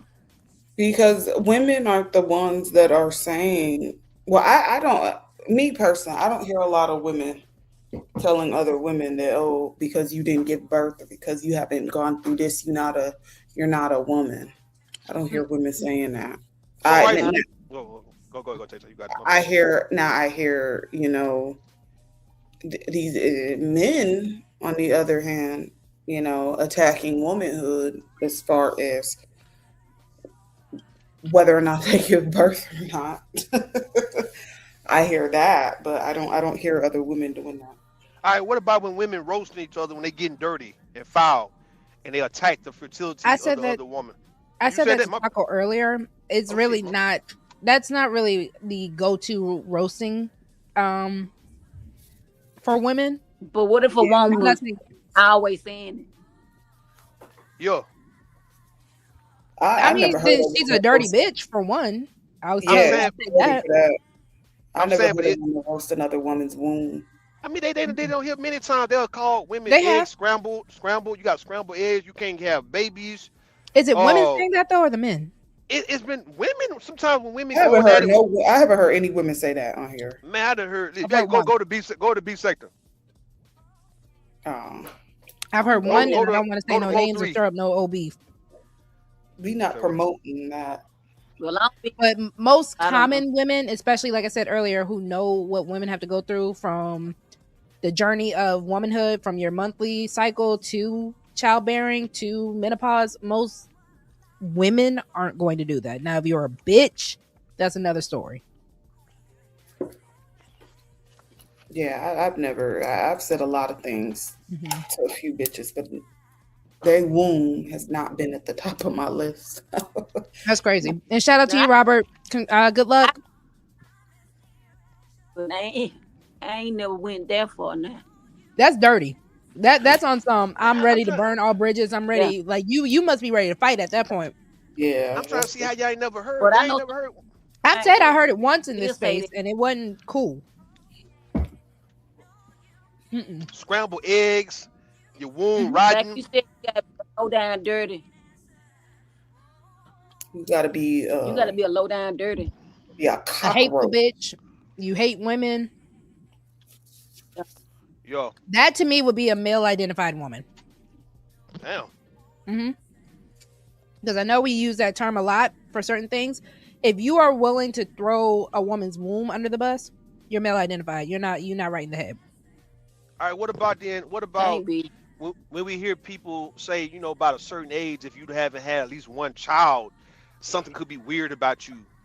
Well, You never people heard that? always tell me that. People always Yes, said and I'm that. 40. Tell me that all the time. So I'm used They'll be to like, it. "Oh, So when you gonna have a baby?" Like they don't ask when you gonna get married. They go ahead and finish, Shaco Kitty. All right, thank you. Uh, Shout out to Nicole. where was I? Okay, so the last thing I said was anybody can have a baby at any point in time. I'm trying to be quick, but like at one time I thought I might have been pregnant. I didn't have a reason to be, but I mean, because I used protection, but my period was late, so I went and got a test and it was negative, but and then my period eventually came, but I was at the time I was like, let's just say if I had been pregnant, I would have kept it, because I just feel like because it wasn't that long ago. So I feel like at that point in my life, if I already have education, I already have a job, and the person is decent, that I'm dealing with, why would I go and get rid of my baby? I might not ever have another chance. Was it a person that you felt you would have been okay with being pregnant with? He's a narcissist, but he's financially stable, and he's not like, So, he's not the worst of the worst. Is what I'm saying. Hold on. I do have to ask a question. With women knowing that, because I did a show way back when about how women for sure know that most of the time sex is reproductive. I know men are still trying to find that out. But with that being the case, why were you messing with a narcissist? Narcissists love bomb at first, so that's why the flowers, the what I'm saying, going out and all this other bullshit, and I just love you so much. So yeah, that's why. In the cooking, oh my gosh, the food, oh my gosh. Okay, so you threw that on the kitchen and in the bedroom. Yes, I missed it so much. So you yeah. throw down in the kitchen in the bedroom. Okay. Okay. But So because you with the baby, was that enough for you to really be like, somebody got some? Who's that with the noise? I think so. I'm gonna mute you real quick. But was it enough for you? I know you said you would keep the baby if that were the case. I would have kept it. Yeah. For you to try co-parenting, marriage, or were you just here to be a single mom? It wouldn't even matter. Because I feel like I'm at the age that it would be kind of pathetic to not to judge anybody else, but I just feel like that would be kind of pathetic to go and get rid of it. And I just felt like shit happens. Your life is not a straight line. Your life is like a branch, and you could go any number of different ways, and I wouldn't have no excuse to sit here and get rid of a baby when I know damn well I could at least financially take care of it. Emotionally, that's another thing. But yeah, I wouldn't have really had no excuse. And then I don't want to be 50, and then I'm sitting there like, damn, why did I do that? What could that child have been like? You know what I mean? So now I wouldn't go out and try to have a baby. I'm definitely not doing that. I mean, when I say I'm not, I don't mean like in that, like, oh, well, I'm not, I'm not talking about when people be slick trying, like, oh, well, maybe it'll happen, maybe it won't. Like, how girls be like, oh, I hope I'm not pregnant. It's like, what the fuck are you talking about? What? But no, I mean, literally, I would not go out and try to have one. But if I were to get pregnant, I would have it because I don't have an excuse not to. But So you might be asking, as a child-free woman, do you want children? I mean, not particularly. I think if I was married, I would want kids because that's just what most people do. But not everybody that's married has kids either. Like my role model, my mentor or whatever, she don't have no kids, and she's doing very well. Even with you being married, do you want children? Do you see that as something you actually desire? No, it's not something I think about. The only time I think about that is when I just see like cute pictures of like or videos of really cute little girls. That's the only time I think that. But other than that, at that time of the month where it hits you. Yeah, well, or when I'm like around, like my brother's wife, she has a really big family, and they just have a new baby every year. So I remember they had one little girl that was just so cute, and then they had some twins, and all of them was chocolate, and their eyes was so big, and that made me feel like, oh, I want some kids, but that's just only like temporary. That's not like I'm just walking around like, oh, I want a baby. I don't think that would even fit in. Get them where you can, because a lot of people love to say, oh, I just had my nephew or my niece around and that was the best birth control I ever had, right? Do you feel that way? Get them enough where you feel that way? I mean, no. No. I think I'm pretty realistic about what that would come with, which is why I don't have any. So Let me ask this real quick before I let you go for your next talking point, because I want to ask you something. So, Rue, since you're the only man on the panel, and then ladies, feel free to answer this. Hey. Do you feel like men, because you guys don't have to carry the baby, y'all desire the babies more versus what an actual woman desires? Do you think it's more the men's desire and we're just following suit with your desire? No. I think it's both. It's both desires. Like, it depends on how you two get along and what you guys like, how y'all feel about each other. All right, being a man, right? I'm not gonna lie. When I'm doing what I'm doing, when I'm kicking it with a woman, it depends on how much I feel. If I love her, if I got feelings for her. At that moment, I might feel like, okay, well, all right, she's the type I could put up. She can be the mother of my child. And if those thoughts go to a lot of me and mine when they in the act, like on Jody on Baby Boy, when he's saying, I want you to have my son, I want you to have my daughter. That's real. That's real with men, though. I don't want y'all to think that's fake what Jody was saying on Baby Boy. It's real when you loving this chick, you got a feeling for this chick, and you just like, okay, I don't mind you being a mother of my child. So can you describe that feeling for me? What is that feeling? Because a lot of women, that's lust. That ain't love. It can be lust, love, all that mixed up, right? It could be simply okay, do I want? I'm gonna be real with you. It's like a territory. You can mark your territory to a certain extent. Let's just say if you're not doing right by her any other way, you could actually say, I'll make her my baby mama, though. This is some ghetto shit. That is very ghetto and very uncouth. But what I'm saying, though, if she's that type of chick, though, that make you want to actually put a baby in her because you can see us being the mother of your child, yeah, I feel like a lot of men, they would actually go that route. They wouldn't trip out about it. Some guys purposely, like I said in a comment, they purposely put babies in women because they feel like either she's somebody who I don't want I don't want her to leave, or I don't want to miss out on this opportunity of making her my baby mama or whatnot. Or some guys feel like they want to just slow her down, stop us, or she might be just a little too moving too fast, and he just want to sit her down for a little bit. But it's still a desire to say, you know what, whether it's good or bad, guys be want to put babies in women. Now, don't get me. I don't think we have baby fever. Or do y'all realize, like, as you get to know the woman, she looks nurturing. Say again. Rope. I'm sorry. I was asking, is it just the sex, or is it when you notice these things about women, like her characteristics? It's when you get to know. It's when you get to know her too. It's like, listen, man. When you around somebody for a long time, you get to know them after a couple years. Oh, my bad. You hear me? Mm-hmm. And when you're around somebody for a long time, you get to know them. You get to know how they move. You just try to look at things that you don't mind your baby being a part of. Like she can cook, she's pretty clean and stuff. You know your babies will have that part of her. So therefore, any other little thing that might be a red flag, you might can ignore that if she just simply show that she is motherly to a certain extent. Like you're like, okay, if she my baby would eat, my baby would have somewhere to stay. I would make sure everything's good over here. If I don't want to necessarily be with her, I don't mind her being a mother of my child at the end of the day. So like, do I want to make her the mother of my child, or do I just want to just be protected and just say, you know what, I can bypass this? And what I'm saying, a lot of guys, depending on a certain woman, they don't mind putting a baby in you if that's the case. They don't mind. Some women who may not, and I don't want to take no shot at no woman. Please, I'm not taking no shot at no woman, right? It's some men who would just have sex with a woman and would never even consider putting a baby in her because of that woman. And I said that earlier. Go talk to him. Go. You got it. Oh, no. I'm gonna let you finish. I said that earlier, so you're good.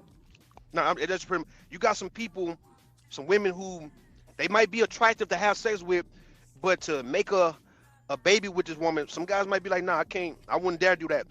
Nah. Even the worst dudes could actually be a pretty decent father to his babies. But when guys feel like I don't want to have nothing to do with this woman, I just had sex with you, that's telling on that woman. And women don't want to accept that, but that's telling that woman why this man don't want to fool with you like that, and he put a baby in you. Okay. That's deep.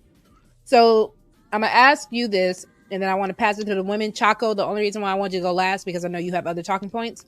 So I want you to answer and then go to your next talking point. So I'm gonna go Rue, Michelle, Taylor, and then Chaco. What makes a good mother? That's a good question, man.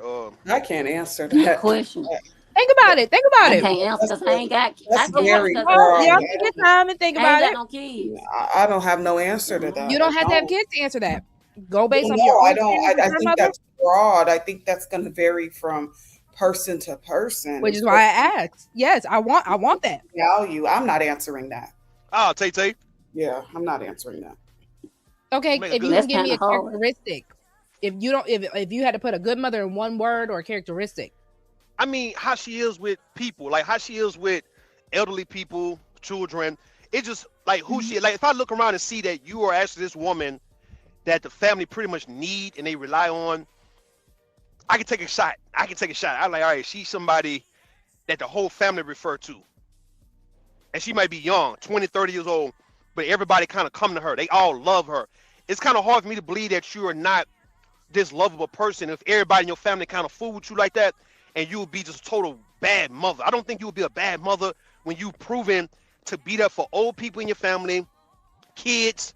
You done raise people, children. You there for everybody. You are very nice and you're very sweet. You considerate. It's not like you one of those selfish type women who's all for self and don't care about nobody. When you see that and you see how people respect you, yeah, those are good mother. That's a quality. Even if she ain't never been a mother, the fact that you got something that I can actually feel good saying my kid to be safe with you, I'll take a chance on that. Me personally, I'll take a chance on that. If they have all that quality, yes, I take a chance. Yeah, but Take a chance on that, man. That's a good chance right there. I think a good mother was that woman on I don't know her name, but I know she played Hannah from or have had nots. If Not on His and Hers. The way she laid them hoes down for her daughter one by one, that was a fucking mother. Laying them down. The way she laid them out one by one. That was a good mother to me, because she went beyond. Okay. She went above and beyond for her kid. She wouldn't let that go. So you said a good mother got to have some kill in her, huh? no, not necessarily. I ain't going to. I gotta be mean, willing I mean, if it warrants that, You just can't be afraid to kill something. That's what you're saying. depending on the circumstances. I mean, it depends. How much do you love your child? Okay. all right. Sorry, where did I leave off with y'all? Because I had to go get my little one. So where do we leave off? What makes a good mother? Okay. Did Michelle get a chance to answer? I think pretty much Ruth said it all. Okay. So then I'm gonna go ahead and give it a Chaco. So Okay. you can answer, and then I would like you to go to your next talking point. Okay. I think. Okay. So when you asked that question, I just thought of my mother, and like what I would have wanted her to be more like. So I'm gonna say you need to be emotionally mature, because I feel like even though my mama, she's a professional, she's married and everything. I just feel like sometimes she really got on my level, you know what I mean, which caused me to get on her level, and it just it's just got. I just so there feel was like no differentiating. yeah, of it's like maturity I feel levels. like at times she didn't talk to me like I was a child, you know what I mean? And so that means now you got me talking crazy to you, and I don't want to do that, you know? So I just think as a mother, you gotta stay in a mother's place, or as a parent, you gotta stay in a parent's place. You can't just be, you know what I mean, acting like, we both sisters or something like that. So I'm gonna say that. And I think because that goes to my point about a lot of women not being emotionally or mature, exactly, yeah, healing before they have their children. Exactly. And that's why I was last night I had mentioned that sometimes I think people can, I think about it sometimes like, what if I did have a daughter and I could mean well, but just based on like, my personality or whatever, like, or anything that I might do unintentionally, you know what I mean? It's shit that I might do unintentionally, or habits I might have, she might end up hating me. You know what I mean? I be thinking about that, because I don't think anybody wants to harm their child. For the most part, I don't think anybody wants their child to hate them, because like, even though me and my mama has sometimes we really, really did not get along, but at the same time, like, it went in the past when I've lost a job or whatever. But okay, we didn't get along when I was living with her, But when I've lost a job or whatever, my rent was paid. You know what I mean? So that's another thing I think a parent should be, because I think even once your kids become adults, in a way, I feel like you're still responsible for them. That don't mean that don't mean that you could push them out the nest, but at the same time, it's like if you have kids, you got to know, okay, well, I have 4 kids, so that this person might need some money to catch up with his child support. Oh, this person, lost a job, so this person gonna need her rent paid. You know what I mean? This person, you know what I mean? That's just, I think that's how it is. So I'm gonna be a little sexist when you have children. Because from what I'm hearing, and feel free to correct me when I'm wrong, but yeah, I feel the financial side of things should be dad. I'm saying, I'm sorry. Go ahead. You're fine. I just wanted to say, I feel like mom, her responsibilities are actually more so the emotional side of things. And when I hear a lot of these women on YouTube complain about their mothers, when I hear a lot of these people, these men, it comes from the fact that mom wasn't there emotionally. Yeah. And even right now, as my son's father is in his life, thank God for that. But there are times where I feel like I have to make my son be more prepared for manhood than I can just to be the coddler or the nurturer side of things for him. Yeah. And I try to find a balance in it, because I don't want him to have a mother wound in the sense of my mom wasn't nurturing enough. Yeah. But I think that is where a lot of mother wounds come from. Mom wasn't really there for me in the nurturing aspect. Right. Things she didn't woo me enough. A lot of parents are emotionally immature, just flat out. That too. Like you can't have certain conversations with them. But I think I give dad more of a pass. I think a lot of people resent their mothers because their mother was not emotionally mature enough to handle their emotions as not only children, but even when they became an adult, because we still do, like Choco Kitty was saying, we still do expect that difference between mother and child. Even when I become an adult, I expect you to have more wisdom than me. I expect you to have more control of your emotions than me. So when you don't, it kind of disappoints us when it comes down to dealing with our mothers, especially. Oh, absolutely. Like there's even if you're, if you're expressing certain things on your experience and how it was to be raised by that parent, it's just like, well, I wasn't a bad mom. I did the best I could, and Yeah. ain't nobody saying that. Like you know, I'm not. Nobody's calling you a bad mother, but listen, just listen. And I feel like in a lot of ways, like I think if anyone is going to be a parent, I think that it's important for you to understand that your children don't owe you a motherfucking thing. Mm-hmm. Okay? Mm-hmm. For you doing your fucking job and being a mother, they don't owe you shit for that. They didn't ask to be here. I agree with you for that. Shit. Okay. Okay. Another parent. I'm gonna let you have it, Chaco, but coming from another parent, Rue said that. I believe. Listen, I believe this is my theory, right? The root theory. Okay. No I one wants believe to hear that it. baby spirits, the spirits of babies, right, or whoever, a spirit who's floating around in the air, right? I feel like you got some people who need to come back to earth. I feel the whole attraction between men and women is because it's some love in the air. That's a baby spirit in the air that's bringing you together with this person that you see at an inopportune time, like a grocery store or park. What made this person? You gotta think about it, because you got attractive people in the world, but then you got people who do it for you in particular. That's more attractive, that does like your type. And what's the chances of you seeing your type everywhere you go? It ain't that high of a chance, even if you go out to the club or in some place like the rodeo. But we talking about when you get a chance to see a woman or a man that is your type. What is that? We're talking about the person who you can have sex with like right now. What is that? That's children asking to be here. That's the baby spirit asking to be here. From when we hear people saying the baby's an ass, then how in the hell did you get me to your mama then? How much it is to drop him? Well, hold on. I don't necessarily disagree with him, right? There was this book I read in high school called Conception. And it was a really good book, right? So the premise of the book was of this, like he said, the spirit of this baby who kept coming back no matter what happened to the previous set of parents it had. It was the premise of this baby. Did Taylor go? How are you gonna drop yourself after asking how much you dropped through? Either way, and I gave y'all the warning. The banner is still right here for those who do not understand. The banner is right here. But anyways, in the book, it was this perception of the baby kept trying to come back, and it kept choosing its parents. That's why I do believe Rue is not wrong. I do believe that these spirits do choose the parents that they are asking to come back through. Yeah, I believe never destroyed nor created.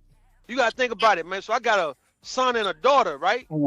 So my thing is, why out of my daughter 15, out of all the girls in her school or the girls she been raised up with, why you my daughter and not this man's daughter right here? Why them other girls not my daughter? And what made you choose? I felt you chose me to be your daddy. It's like I feel some type of way about it. That's why I be doing the most for people who I feel you done been through some stuff with me, dog. You done stood up for me. You done did all this for me, man. Listen, man, I feel like in the case of my kids, y'all chose me. And that's a beautiful concept. I agree. Man, come on, you ain't supposed to agree. No, I told you that book, when I read it in high school, that actually mattered to me a lot. I do agree with that. I think the children do choose us, and I think spirit knows who is supposed to be a parent. Even if it's the worst case scenario and it's the worst parent out there, I think spirit knows what they're doing with that child. Whether something had to happen or something has to happen, or that child is a catalyst for something else. I do believe that these things are not just random things that happen. I don't believe that these one night stands that produce children are just these random situations for no reason. True. What were you about to say, Paco? Go ahead. So I was gonna finish what I was saying. Well, yes, you said about as far as like father being responsible for financials. When I say mama, I mean both of them, but my mama is like the one that, like, she take responsibility over that type of stuff, like money. So she like pay the bills and all that stuff like that. So that's why I said my mama. But yeah, I feel like after your kids are grown, you still have a duty of care for them because you brought them here. You brought them here. And whatever they out here doing, you raised them, so therefore you shouldn't just leave them alone. As far as like kicking somebody out at 18, that's crazy to me because they didn't ask to be here. So how you gonna go, put them out in the wilderness when you the one who made them? That's crazy. So okay, so next thing I was gonna say is struggling without kids is better than struggling with kids, because I was talking about that earlier. So yeah, you could be struggling either way, but if I was struggling, I'd rather struggle and not have no kids while I'm struggling. But yeah, and as far as being like poor and stuff, I see why people don't feel like, I don't think it's that big of a deal if somebody is not like that well off and they have kids. I feel like as long as they're together, I think that's more important than how much money you have. Like your parents being there is more important than how much money that they have.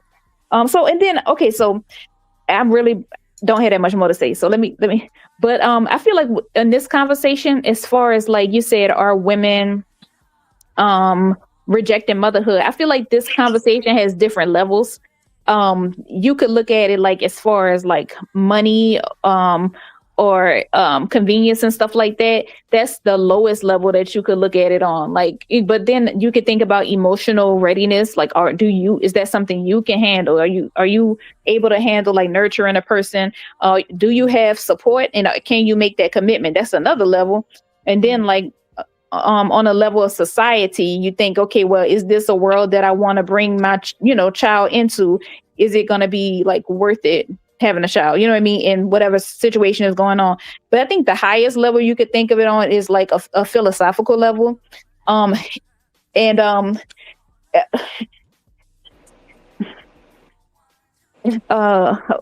trying to say, what I'm saying is, if you bringing somebody into the world, I just think that's just a very big responsibility, and anything that really happens in that person's life, you're in a way you're responsible for it, because being born, it comes with just being alive, it comes with struggle, it comes with pain and stuff like that. So you got to decide like, okay, well, what's the point of me actually having a child? And that's why I said that there's really no reason to have a child except vanity, because you can't, there's no way for somebody to actually explain or support that it makes sense to have a child. Like, the only reason you get to have a child is that you want it, there's no other valid reason to have a child. But let me run through the rest of this. As far as like my so my mama don't really babysit like that. She, every once in a while, but the whole thing is, when you got your house set up a certain way, and then is your house is not baby proof because you're done raising kids, you know what I mean? And then as far as like being alert, you gotta, whatever you're doing, you can't really pay attention to what you're doing, because you got to watch them running around. Then you don't want the child to get hurt, because like my mama, she, like, say for instance, my niece, she had busted her mouth one time, and one of her teeth got chipped when she was a baby, but that was by her mama house. So my mama was like, I'm glad that didn't happen over here, because shit happens with kids, but if it happens when they're with you, they're gonna look at it like it's your fault. So like my mama, she'd be like, yeah, I would take them this place or that place, but then you just never know if I was to get in a wreck with them or whatever. So no. But and then the child's behavior, because them kids be bad as hell, and you don't know how exactly the mother wants to deal with, like, wants you to deal with them, and disciplining them. So and they feel like they shouldn't have to be bothered. Okay, I'm done. I'm just saying, I'm not into the show. I'm not into the show anytime soon. I don't want you to ever have to feel like you got to. I'm done. That's it. I want you to be comfortable enough to know, listen, you got time to get it out. I'm done. I feel so honored. My ladies are up here. Welcome, my pretty browns. I got Solutions up here. I got Miss Chanel's Reality up here. Pretty brown eyes. And also, I wanted to say shout out to Zyrex. Thank you so much for also coming through, Zy. I appreciate you. Oh, I guess Rue, you'll come back, I guess, when more men folk come through.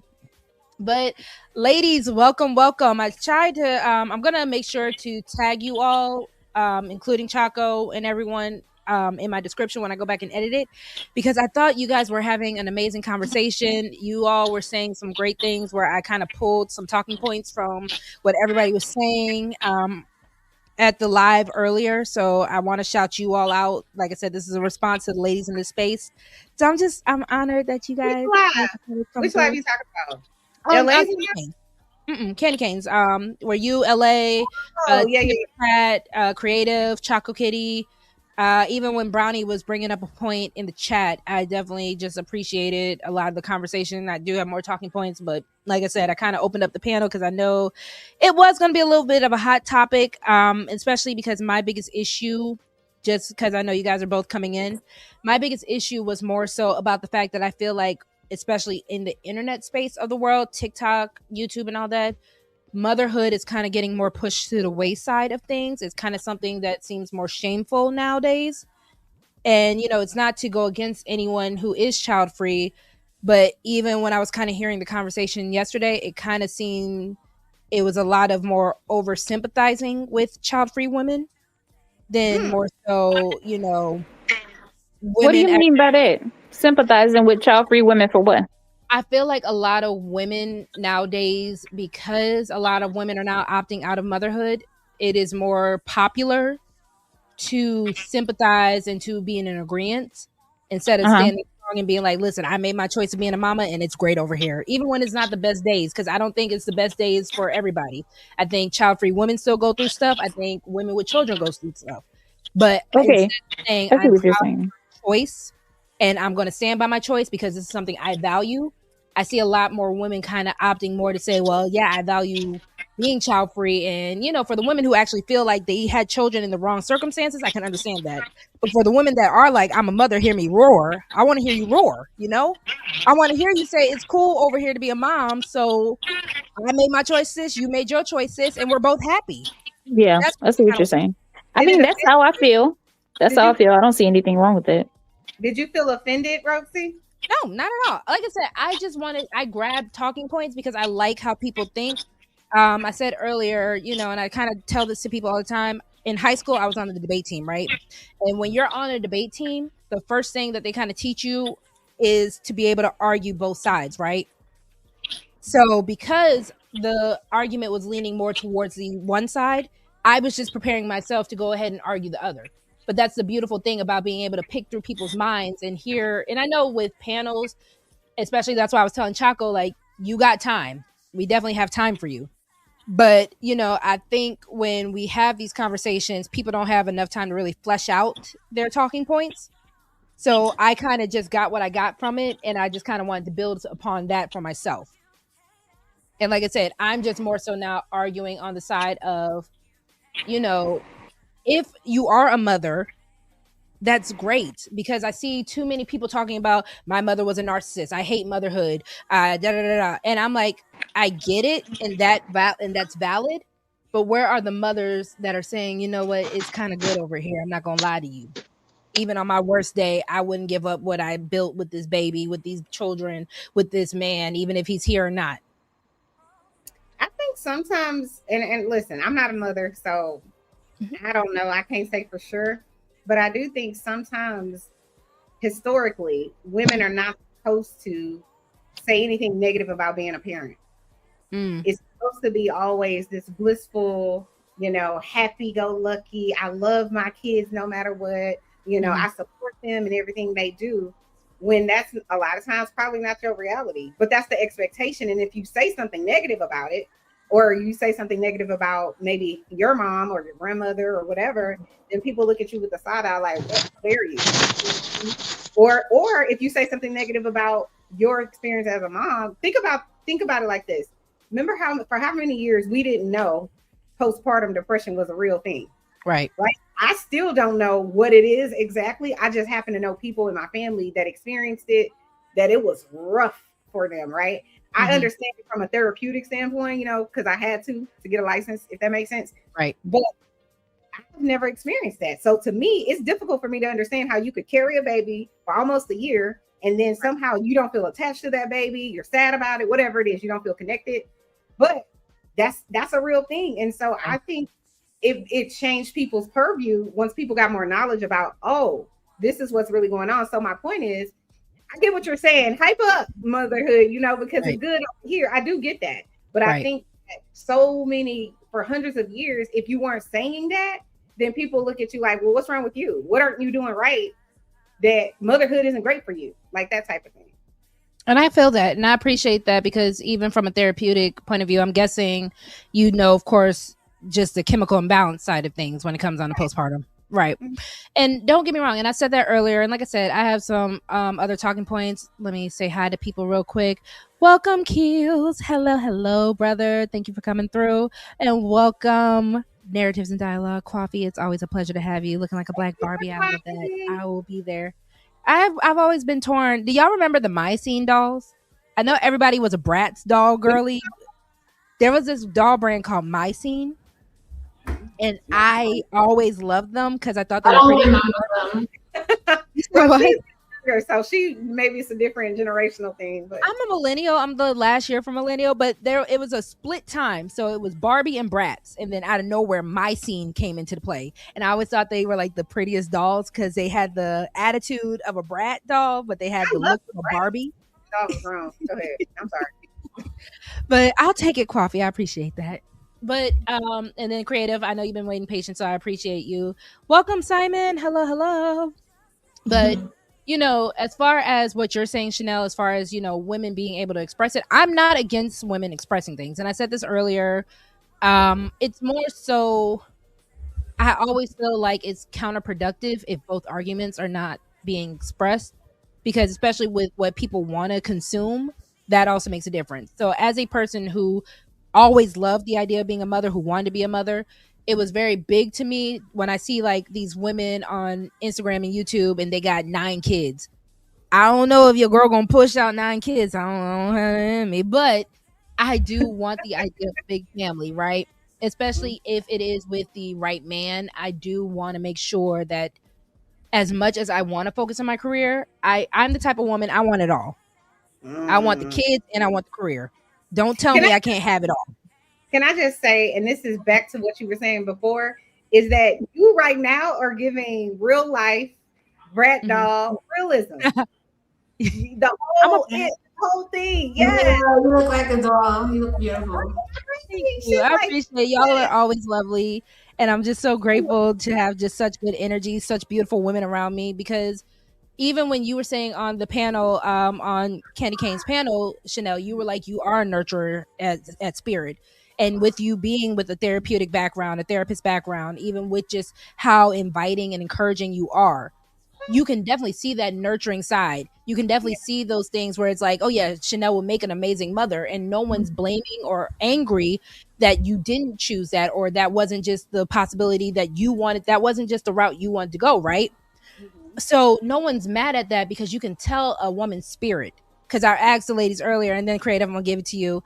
I asked the ladies earlier, what makes a good mother? And I'm not gonna lie, I could see Chanel being a mother, but I also understand if that wasn't her choice, or just life did not allow that to be the thing, it doesn't make her less than. It does not make her less nurturing. It does not make her less of a woman. Right. And then Creative, I'm gonna let you have it. Welcome, Simon. Please behave. Simon, have you been drinking? Know, right? Look, I just left alive and Simon was on there. He was behaved. Like, this is Simon's first time coming to my live. I don't even know how Simon found me. Hello, Simon. Welcome. Have you been drinking? I found you. Well, I found you through Pretty Brown Eyes. So yeah. We were just on a live, and he was like, "Well, where?" Yeah, we was on Chanel's live. Yeah, Creative was kind of a bit. Chanel, I didn't know you were live. I'm sorry, sis. Oh, you're good. We had a good old time. We was like, "Let's go on over here and support our girl Rosie." So Simon was like, "Can I come?" I'm like, "Yeah, I'll give you the link." Can I come? Yeah, so it's all good. But no, he was cool people. Can you Lover Girl, can you pose that question that you just did again? The what makes a good mother question? Yeah. Go for it. And let me let Creative get in first, because Creative has been waiting patient. And then Simon, I'll let you have it. And then we'll go back around Chanel, Choco Kitty, Michelle. So Creative, I'm going to let you go first. So we talking about the positives of motherhood? I mean, we're talking about motherhood in general. I talked about the negatives. We brought up, I've made a difference between mothers and women who get pregnant. If you catch my drift. Okay, yeah. But I would like to have more women kind of tell me what their ideas of mothers are. Oh, just a mother? Could tell you on my experience. Please. So when I got, pregnant, I was scared and I didn't know what to do. But yeah, I am like a nurturer at heart and I love kids and I'm sweet and so when I had my son, I was scared, but I stepped up to the plate, I showed up. Sometimes I would call my mom, I would search the internet, but I made it through. I didn't really have a good childhood. So when I had my son, it was like a way for me to it's almost like redoing childhood for me and my son in a way. Because I get to create an atmosphere where my son can grow and I'm actually looking and see how I would want to be grown up too. Right. So it was a good healing experience because it's when your child gets to one, I feel like the baby stages are the best between the ages of from 0 all the way to the ages of 5. You don't want to miss out on any of those years. That's I the agree. time when your child is so nice, sweet. Anything you do, they get so excited. You sing a Right. song, they'll be so happy. It's so easy to entertain these kids. Even if you go to schools and you be trying to talk to the kids, the best grades they'll tell you is kindergarten, first grade, and maybe second grade. After that, after that, it gets a little bit harder. I mean, But I feel yeah, like once you, so I'm not gonna lie, I do want to kind of get the first of everything. Let me get your first middle school experience. Let me get your first high school experience, and then you can go off with your daddy, right? Especially with boys. I yeah. don't know. Like, I'm not gonna lie, as a mother, puberty for a boy scares the crap out of me. But shout out to Lover Gang Rue. Please do as he says. If the likes are not hitting, please can we get the likes up? If you have not subscribed, can we please get some, your girl's trying to work towards monetization. Can we get the subscribers up? If you also are feeling generous, can we please get a Cash App or two? I love putting on these shows for y'all. I love making sure that your girl looks very glowed up and everything when she comes through. So yeah, if you just want to support the aesthetic of the show, if you want to support just what we're doing over here, a Cash App. This Cash App is scrolling down below. Please, if you have it, if you feel generous, show your girl some love. Everything counts. I love you all. And if not, likes are free. Go ahead and hit me with the likes and the subscribes. Appreciate y'all. But yeah, as far as the first with everything, I kind of want to see all that, but like I said, puberty with a boy, I'm like, ooh, I don't want that. Your first No, heartbreak with a girl, I'm gonna want to beat her up. yeah, my son is 13, so this is gonna be a Like, new how phase dare for you me. reject my baby? This is It's somebody's a new husband I was phase. raising. New phase for me. He's 13. But yeah, I feel like I get to redo my childhood through him, and people probably be Yeah. like, "You shouldn't be thinking that," but it's the truth. Like when we go out to theme parks, I'd be like, I didn't really used to go to theme parks when I was younger, so now I Mhm. get to do it with him. So for me, I think motherhood could be a blast. It depends on how you look at it, and if you're in there to enjoy the experience, because your child is there and he's experiencing you. So I always look at that also. So I try to be like a good example. And I also wanted to say, when I had my son in the service, people were super judgmental and all of that, and Mm, but I went through that phase, and it's because I had my son that I was able to do a lot of good things, and good things came into my life. yeah. And I feel like as a mother, it kind of pushes you to go to school, be better for yourself, because Yeah. you got to be better for your child. You got to provide. So You it's gotta almost provide, you like gotta show an you got example. to Yeah. grow up a little bit faster, and that's why some men be like, "Oh my God, she," they You're kind of so hate on, mature. You're so motherly. they kind of I hate on like how mothers you a little bit. act. 'Cause they be like, "She got a child, but she still got a job, and she's still taking care of the child." And Hmm. Can I not ask you a all guys, question? Can I, some men can't even do the bare minimum. can I And ask you a so kind question? of Go for it, Simon. Yes. Do you think I know Craig's gonna like get close up to the screen, but Is that a some shit? Go ahead. do you think most women hit a limit so they feel like they need to provide through a man? Simon, I don't think that's the conversation of the day, but we can make that No, show it one is. A day. woman's purpose is motherhood, right? I mean, okay, so if you're asking should a woman pay to play, I'm never gonna agree for that because one, there's always an older man. So no matter how old a woman is, there's always an older man, respectfully. No, I don't think it's ever a woman's role to pay to play. But as far No, as that's not what I'm saying. I'm just saying like why is it that women tend to go for men that could provide more for them, like statistically. are you saying they can't So go for men that no, provide more for them, or no, that I'm not why saying do no. they? Listen very carefully to what I'm saying, girl. I'm trying. Look, okay. Why is it Mm-hmm.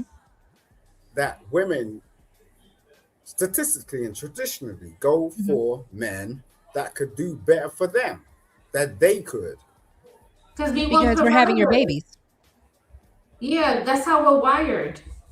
That's literally how and I know I can't remember if it was you, Chaco, or if it was Tay Tay. Somebody brought it up that we're supposed to be better than animals. But no, I need people to understand that humans are nothing but animals with godlike intelligence. So when you I would come down never to compare a woman to an animal. no, I'm saying humans. Humans Can are I literally animals with godlike intelligence. can I So say No, can I no, wait, come on, well, hold on. Let me finish real quick, y'all. So when it comes down to the human or the animalistic instinct, it is always the male that is supposed to be the provision.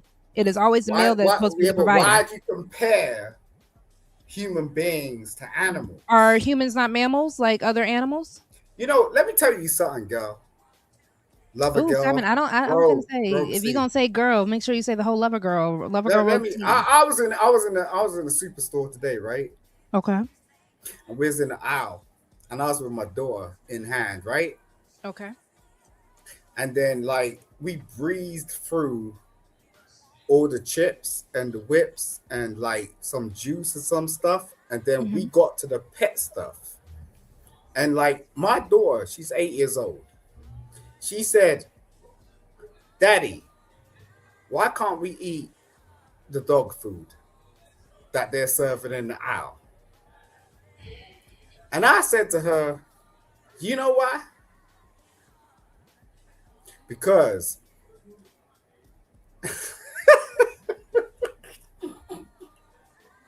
I'm so you happy know that what?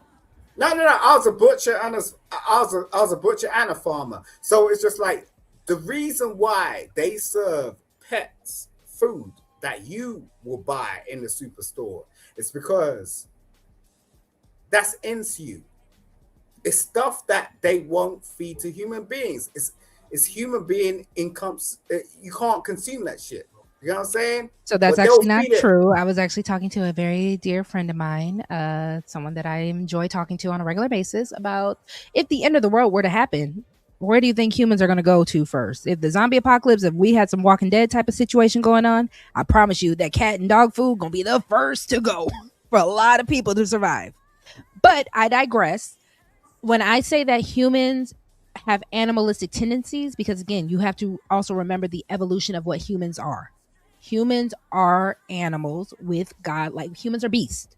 We are beasts with godlike intelligence, which is why we can create tools. So certain aspect of things we are still going to fall to because that is our nature. Simon, you as a man, you have broader shoulders than I will ever have. No matter how many shoulder presses, no matter how many push-ups I do, you're supposed to have broader shoulders than me. If I have brought more broad shoulders than you, it's an issue. I really like your earring, by the way. That's really nice. Thank you so much. They're new. But it is a biological thing that you as a man, as far as the hunter versus me as a woman, as the gatherer, we do have biologically differing things that make us male and female. So yes, your body is more prepared for provision. My body is prepared to give life. So if I'm out here giving life, hold on.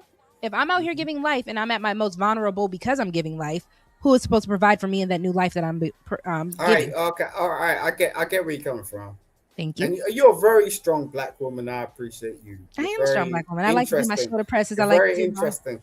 I'm I just like to do saying, my like, workout. at the end of the day, you know, there are women on planet Earth that will beat men up. You know what I'm saying? Like, and it don't take nothing. But they don't put it out like that. You know what I'm saying? It's just like because that's not our role. Shout out to Clarissa Shields. Even though if you might not like how Clarissa is moving, when it comes down to the man she wants, she bowed down to that man. No matter if she could beat him up or not, she still bowed down to Papoose. You're a very strong black woman. I could tell from your energy. You got Simon. This is not our first time meeting. That's why I asked if you've been drinking. Oh. We've been on panels before, Simon. The only reason why I'm up here, my phone be ringing. You know what I'm saying? I'm ignoring it because I want to have this conversation with you. You know what I'm saying? I appreciate that. I do. Okay. Right. So you're trying to tell me like humans, like us as the privileged, the people that are out here, we're gonna go out there and eat dog food and like cat food. You're trying to say if the infrastructure goes down and that's all that's left because of one, how it's preserved and what's in it, yes. I don't know so if y'all you're telling me you're gonna actually do that. If I have to survive and there's unfortunately no farmers going around, yes. If it's the end of the world and everyone has raided the human food and there's nothing left, they did an episode of Good Times where the old lady was eating the cat food, you know. If you really think about it, what's the difference between the canned hold on. Because y'all not about to make me act like I'm tripping. What is the difference between the canned tuna? I agree with you. The canned tuna that you buy versus the canned tuna that you get from the meow. They put stuff in it that you got them cats and dogs in the house. Are you trying to tell me you're gonna like munch on that shit? If there's all that's left, then I have to survive. Yes. So they put stuff in it that's not fit, like stuff that's not approved for human consumption. They'll put it in the dog and cat food, and the dog and cat food is specially formulated to meet like the dogs or cats needs. You know, it's geared towards them. I'm getting saucy. I told y'all at the beginning of the show.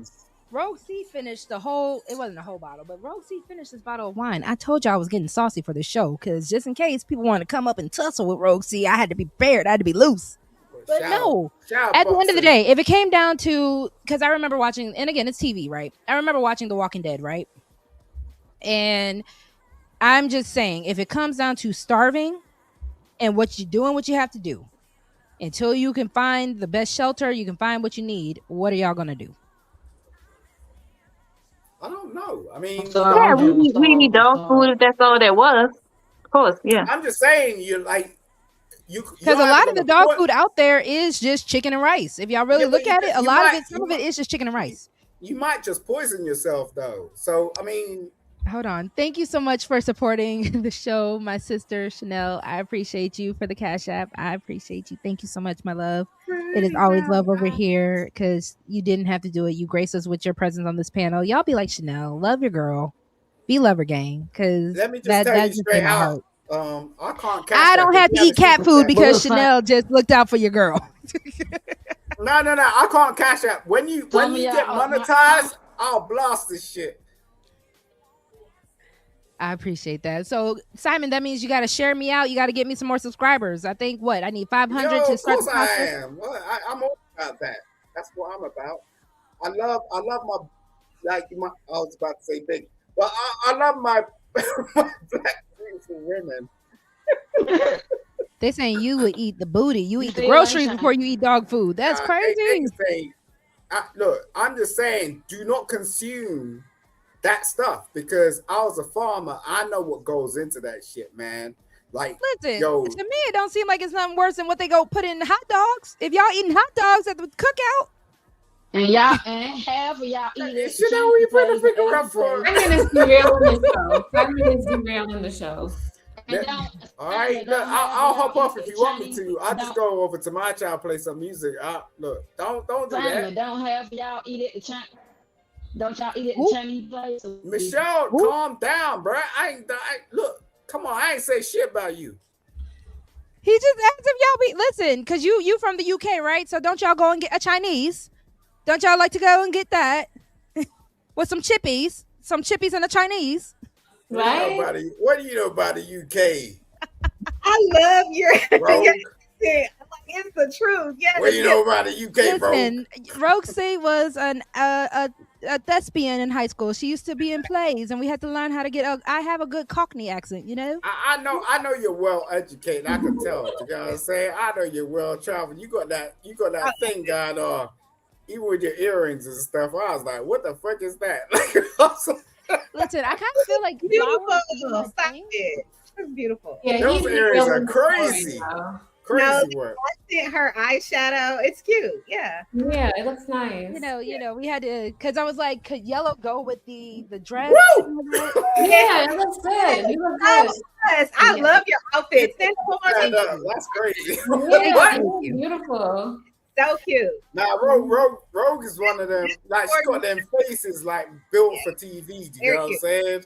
Yeah. You know what? I appreciate that. One day, listen, y'all pray for your girl. Your girl hopes to be on TV one day. I'm trying to, you know, I've been trying to see if, you know, I need to reach out to Arlette and be on some Pop the Balloon, like on the days where Arlette's sick, because she gets sick, I could do it. You know, we got our next single lady. I could do that, right? You shouldn't have even let me up here, bro. I can see you doing that.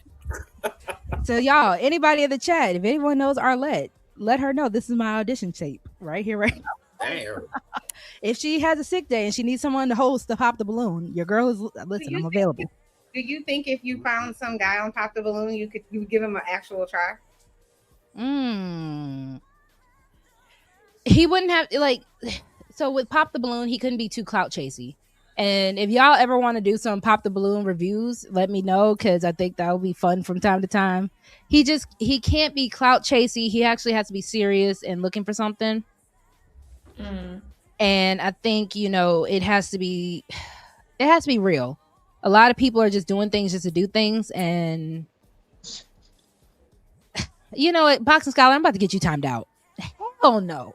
And that's no hate towards them. Let's not do that. We just listen. I know who I'm compatible with and who I'm not compatible with. So I'm gonna say it again with no disrespect. Hell no. Jesus Christ. Hell to the no, right? Hell to the no. Listen, Roxy is talking to somebody that she hopes and prays it can go somewhere with. So we'll see. That's what's up. We'll see. So, can I ask you a question? Man, she's a real one. So, yeah, go ahead and make sure you lock that down. Yeah. Can I ask you a question? Talk to me, Simon. What's up? How's your Sunday going? My Sunday is lovely. I appreciate you for asking. I wanted to come did here. Did anyone on this panel go to church? I watch church. No. I don't go to church. Shout out to Elevation Church. Why is everyone so disenfranchised at church? Simon coming with the shade. Only if you knew. Listen, Chanel, this is what you brought over to my house. You brought this to my Simon, a lot of black churches do the most. Listen, I blame Chanel. Listen, this is my communion right here. Y'all see that? I just find it really interesting because, you know, globally, like I'm in the UK, so we look toward you black women to be the most profound churchgoers. You know what I'm saying? We do that. Like as black people in the UK, that's what we look up to. Our women look up to you. You know what I'm saying? Like so you y'all should be looking up to us. I don't know. Yeah, don't look up to them. Don't put the pressure on. What else on they got to look up to? What else they got to look up to? That's a lot of pressure to put on people. I don't think black women in America need that kind of pressure. Nah, black women in America in particular is what black women in the UK look up to. I'm telling you, facts. Boxing Scholar. Shout out to Roxy when she was in college at A&T. This is moderation for your girl. Half a bottle of wine ain't nothing. And y'all don't see me. Listen, I think I've gotten toasty on my show maybe 3 times since I started going live. Y'all don't see me get toasty like that. I don't like to do too much, but a bottle of wine here and there. Listen, wine is good for the soul. Wine is good for the body. Yeah, we got vineyards over here in Europe. You said you got what in Europe? Vineyards. What is vineyards? vineyards is where we cultivate the wine. So we create that shit. Vineyard. Okay, you got some shit in vineyard. California. Okay, I've never heard vineyards. I've never heard it like that. So let me get that in my repertoire. So it's vineyards. You gotta you gotta put the in there. Vineyards. Yeah, we create the wines. You know what I'm saying? The wine you drink. You know what I'm saying? I always thought that was Italy. No, you don't. There's wine created right here too in the U.S. Yeah, but you just go onto it. Like we have wine country in the U.S. as well. Wine country is very popular. But the biggest one is California, and there's a whole bunch over here. So what are you talking about? But they probably came from the foreign country. California wine. Listen, California has the many a plethora of vineyards. They do. I'm willing to win it, telling y'all know this is my hold on, because y'all are saying I'm a little too lit. Y'all don't understand. I'm a big personality. Like, I don't even really need alcohol or anything like that. No, ain't nothing lit. You just look happy. What's up, Seven? There's nothing wrong with you. Yeah, because I don't think she know what lit is. That ain't lit. They just. I'm gonna say, for the people who actually know me, they know. Listen, there are some things I'm not proud of. There's some history of Rogue C that I will never let come to the light. But listen, Rogue C being lit is always a good time. Rogue C being sloppy, I'm gonna need someone to bring me home. Okay, tell us a bit more about that, because it sounds like it's something I don't even talk like that. So I'm actually straight up off topic. Yeah, we did, but we'll bring it back. When I was just like, I know this, especially back in A&T before I became a mom, I was always the mama bear friend. So even when drunk or like super lit, I'll be like, "Did everyone eat? Somebody get somebody some potatoes. Oh, she's drunk. She needs water. No, don't give her water because she's gonna throw up. Give her ginger ale." I was always that type of drunk mama type of friend. It was a weird time for me from 19 to maybe 22. Don't want to say that. I mean, listen, I have no shame in my game. Mama? Is that what I was a drunk mama. I was a party girl who was also the mama bear friend. How'd you do that? She doesn't mean drunk mother. She means she was a drunk little hottie. That's what she did. I was. Listen, I was the mama bear friend. I was always a friend that made sure everybody else was good in the midst of being drunk and lit herself. So you're the mama you're the mama to the ladies. Is that what you're saying? Yes. If I was with a group of girlfriends, I would make sure she's safe. No, you're not going with that strange man. I was that friend. You're OG then. You're OG. Oh, I was cock blocking. I was a cock blocker. That's good. I did not like your vibe. You were not going to take my friend home. And we don't like no kind of I could tell in her face, like the way she come across is kind of different. I don't know what that means, Simon. We don't like women that cock block. I'm just looking at your shoulders. So Michelle, I was only a cock blocker if I knew you weren't aware. If you weren't responsible, because I will tell you if that man you talking to is ugly. I was that friend. Like, listen, thank you. That nigga got a big ass. Listen, that gap. You can put 3/4 between that gap and that man's teeth. No, girl. Because if you get pregnant by that man, you gonna be like, "Well, Rogue, why you ain't say nothing?" Yo. Didn't we bring this up earlier, Pre? I told you I don't fuck with ugly bitches. Period. Well, how you look? Since y'all want to call women ugly, then how you look? No, you don't want to turn the camera on. That camera, some are ugly. That's it. Like, it ain't your problem. Like, yo, move on. That's what I'm saying. You don't want to see camera up, Michelle. No. So I never finished majorette coffee. I did it a little bit in high school, and then when I changed high schools, I didn't get a chance to finish it. Is it 18? Do you need to? It's probably 18. 18. What's going on? Okay, you good? What's up, brother? Yeah. What's going on? I'm making noise. Capo, I have a gap. I mean, I'm fixing my gap, but I had a gap. It's just if you could fit 4 or 5 quarters. If you could fit 3-4 quarters in that gap, that's no longer a gap. It looks like you're missing a tooth to me. But like they say, they need love too. What that gap can do? Okay, tell them again. What can the gap do? Why are they trying to get it fixed all What's that gap? What are you doing with that gap? Don't worry about that. You know what? Trying to get fixed. Michelle has a point, and I understand her point. And listen, she right. Mm-hmm. I don't want to know what that gap can do. I'm not gonna lie to you. That kind of scary, lady. Look, but Chanel, but I get compliment on it. So yeah, what they can do? Yeah. What? Listen, I'm not mad at a gap. I'm saying when a man come with a gap and my homegirl is acting like listen, not every man with a gap is Bobby Brown. I'm just saying. Yeah. You see that shit? You see that shit? You see that shit? Exactly. So it's just like, yo. But I can make that gap. You gonna make what? I can make a gap. Listen, if I was Whitney Houston's friend Michelle. and we were in the Michelle, club, go ahead. and I did a bump with Whitney, I'll be like, Whitney, listen, I know you love Bobby. I know you love Bobby. Michelle be living with that gap for the rest of her life. Like, nah, I ain't living with that. Like, but this is no shade. This is no shade. Rest in peace to Bobby Christina, because Bobby Christina was a lovely girl. So prominent. That gap came straight from her daddy. It did. She came straight. Her whole face came straight from her daddy. And like I said, if I was doing a little with Whitney at that time, I would have been like, Whitney, I just want you to think this through. Just think it through. Exactly. That's all. But I think whatever you want. No, you wouldn't have been saying that. You wouldn't have been saying that then.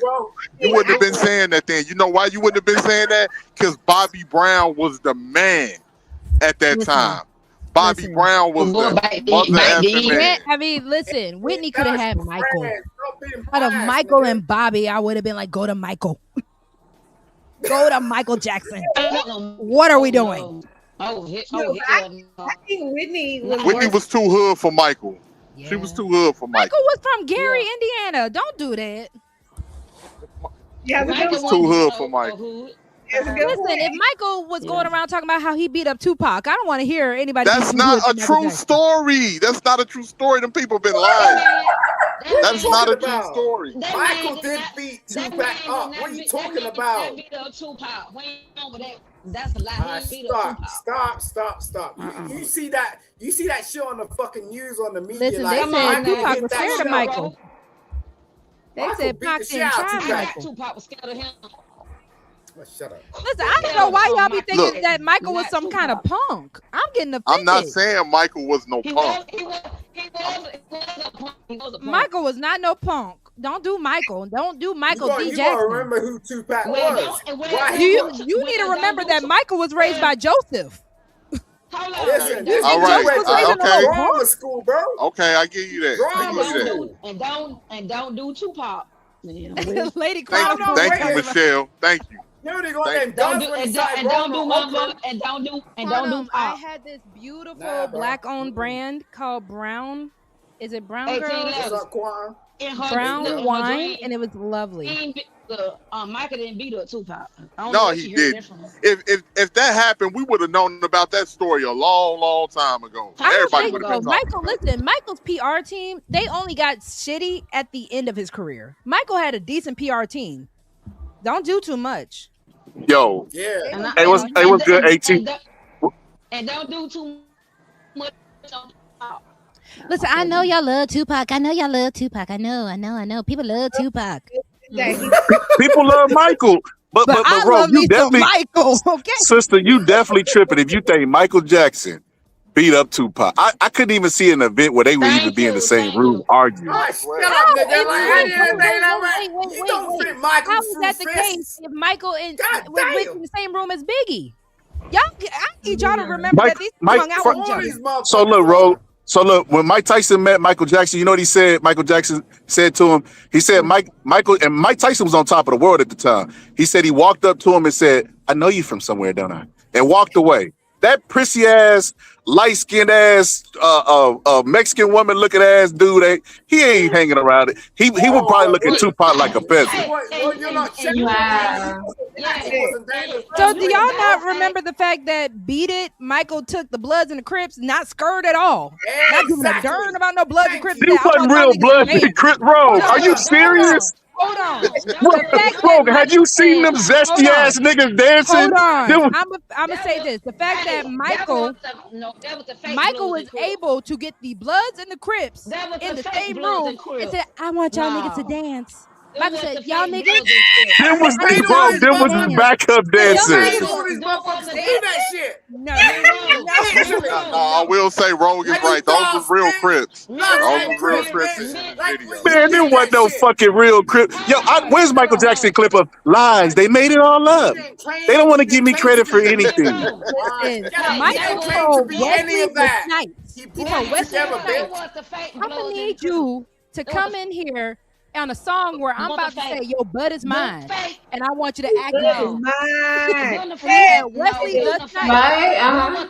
Bro, we would say pause today if a nigga told another nigga your butt is mine. That's why We'd probably Prince. say pause. Listen, that's why Prince didn't want to Yeah, do but the that was a song. different age. Prince, we That was missed a out different on a age. Prince and Michael collab because Michael told Prince, "I need you to say your butt is mine." Them was the fake bloods in the Yo, crib. yo, Yeah, Rogue, that Rogue, sounds you know, different though. Rogue, I'm a super Michael fan too. He make good music, but Are never you a in my Super heart of Michael hearts. fan or something? I almost wrecked Why when you did said it. When you said why did that Michael nigga loud, man? Jackson was raised by Joe Jackson. So Joe Joe. Jackson raised that man to be docile. He's 50 years old. Can you guys go Bossy, meet with Joseph Stop. for me? say I don't Bossy want to meet Scholar. with What? Joseph. Bossy Scholar, He why you raises so his voice. Bossy Scholar, What why are you you so talking loud, about? nigga? What are you talking Now why about, bro? Bossy Scholar so goddamn loud though, man? He loud, man. That nigga tripping. Yeah, he talking too much. Like, no, Cause like me right raise sound, but raise sound proper. Like, what the fuck? in the crib. Go ahead, roll, Root, man. Root, Go ahead. you Them got your fake headset bloods in. in You the got that crib. good Them a bite CDL that headset down. is what it is. Michael Jackson was a predator. That's it. That's all. Whoa. No, he What? What are wasn't. Yeah, you? he was What a are you predator. Oh, talking not this about, again. man? Not You this not, again. look, you're not about to keep coming up Prince here said No, that saying in this his no, face. crap. no, He only was like, What you say yo. hold anything of up. Michael Jackson. Hold on, man. Hold up. The fact that they even came out and said that Michael was trying to help them kids off that island. Because again, the fact that they even wanted to make us go against Michael is crazy to me. They even had his own sister go against him. Is crazy. And roll. I'm ashamed to say it, but I'm gonna keep it real. I believed that at the time. Because Because I the I propaganda was was amazing. 17. Yes. They kept pumping it on ABC and Yes. NB and like the Dateline NBC Yes. Because interview. again, I thought it was real. hold I'm on, not hold gonna on, real quick. Hold on, real quick. Because I'm gonna be on camera when I say this. I need people to realize Michael Jackson got bitches. I'm gonna say it one more time. Michael Jackson He didn't want them. got bitches. I need When you to you stop. can stand up for 2 minutes straight Hey, and a bitch y'all faint gotta- on you, not even just one bitch, you got a plethora of women just. Hey. How you gonna spend all that money to go to a concert just to faint, where they have to Hey, escort you and get you into a fucking ambulance? Hey, Michael bro, Jackson. you and you and Chanel might have to get in the box. You might got to put everybody back, and y'all get in the box for a second, man. On this one, dog. Yeah, I can't. Alright. Chanel, you be killing me with that, man. Throw You everybody gotta in the back. Hold stop. on, throw everybody in the back, and you and Chanel, y'all got to talk about that. Chanel hit you with one. Because I'm not doing no Michael Jackson slander on my channel. Listen, it's not changing over there, and it ain't changing over here. It's just what I believe. So, but it's all good. Get it? Me and my husband have decided that we will listen to all of Michael Jackson's music pre-child gate. But like all the stuff when he was a kid, yeah, we'll listen to that. But like, You all can't the You're deny saying this dude. Like, hold on, yo. real quick, Simon. Hold on, or whoever's talking. One, the Invincible album is a hidden jewel that people did not let go because again of the propaganda that they put in this man. You had Macaulay Culkin. Macaulay Culkin even said, "No, that man never did nothing to me." Macaulay Aaron Culkin Carter. fell up under him. So if the nigga Aaron from Home Carter Alone, came out. Yep. if the nigga from Home Alone, they killed Aaron Carter for that. They You literally gotta, got that boy out of you gotta here. recognize certain things. You know, But then when that's what you're hold on, pointing but then out. when Orlando Brown, Hold up, y'all fall. Hold on, one second. Everybody fall back. Let Chanel and Ro talk this out on us. No, nobody interrupt, man. Please. Shut up, bitch. Who the fuck are you? opinion, that's all. Put him in the back, man. Put him in the back. Real Listen, fast, Ro. I used to be the biggest Michael Jackson fan, just like everybody else. But as a person who's worked in child welfare and knows the statistics, I believe the victims. Now, whether the victims came back and said it didn't happen. Yeah, but he's a star, and they want to paint a narrative. Let me just finish. That being said, I wasn't there. I'm just saying what my belief is, because I was the opposite of what 18th was saying when I was younger, and they were saying all of this. Michael Jackson did this and da da da. I was the biggest. Oh no, they're just doing it for money and da da da. Until I realized what the dark side is over there. Think about all of the shit that's come out about the industry, right? The industry now. Right. I didn't know none of that But shit. the fact that they even came back. Hold on, because they even came back because the famous picture of, for the lack of a better term, because I do want to get monetized, the not so Palm Beach Paul, if y'all catch my drift, with the island, they came back and said that people fabricated that photo with him. And if you look at Michael with not so Palm Beach Paul. Michael was very uncomfortable. Yeah. And they even came back and said, hold on real quick. Because even if you look into those files never named Michael doing a damn thing. Exactly. So listen, but how many years were people that were predators? I'm gonna just say this. I'm not saying he did it. I feel that he did, but I wasn't there. But that's just my opinion based on some other information. Some other people said he did. He had some questionable behaviors. He did. He had some questionable behaviors, but I wasn't there. But so that's just my belief system. I believe y'all should all go watch. There's a movie called Unbelievable. I don't know if you guys have ever watched it, but if you get a chance, I think it's on Netflix. Go watch it and see, and then come back and say, okay, I know for sure that this man couldn't do it. I think, or didn't do it. I think a lot of people. About no. Okay, so again, it's not about this thing, and then I'm done.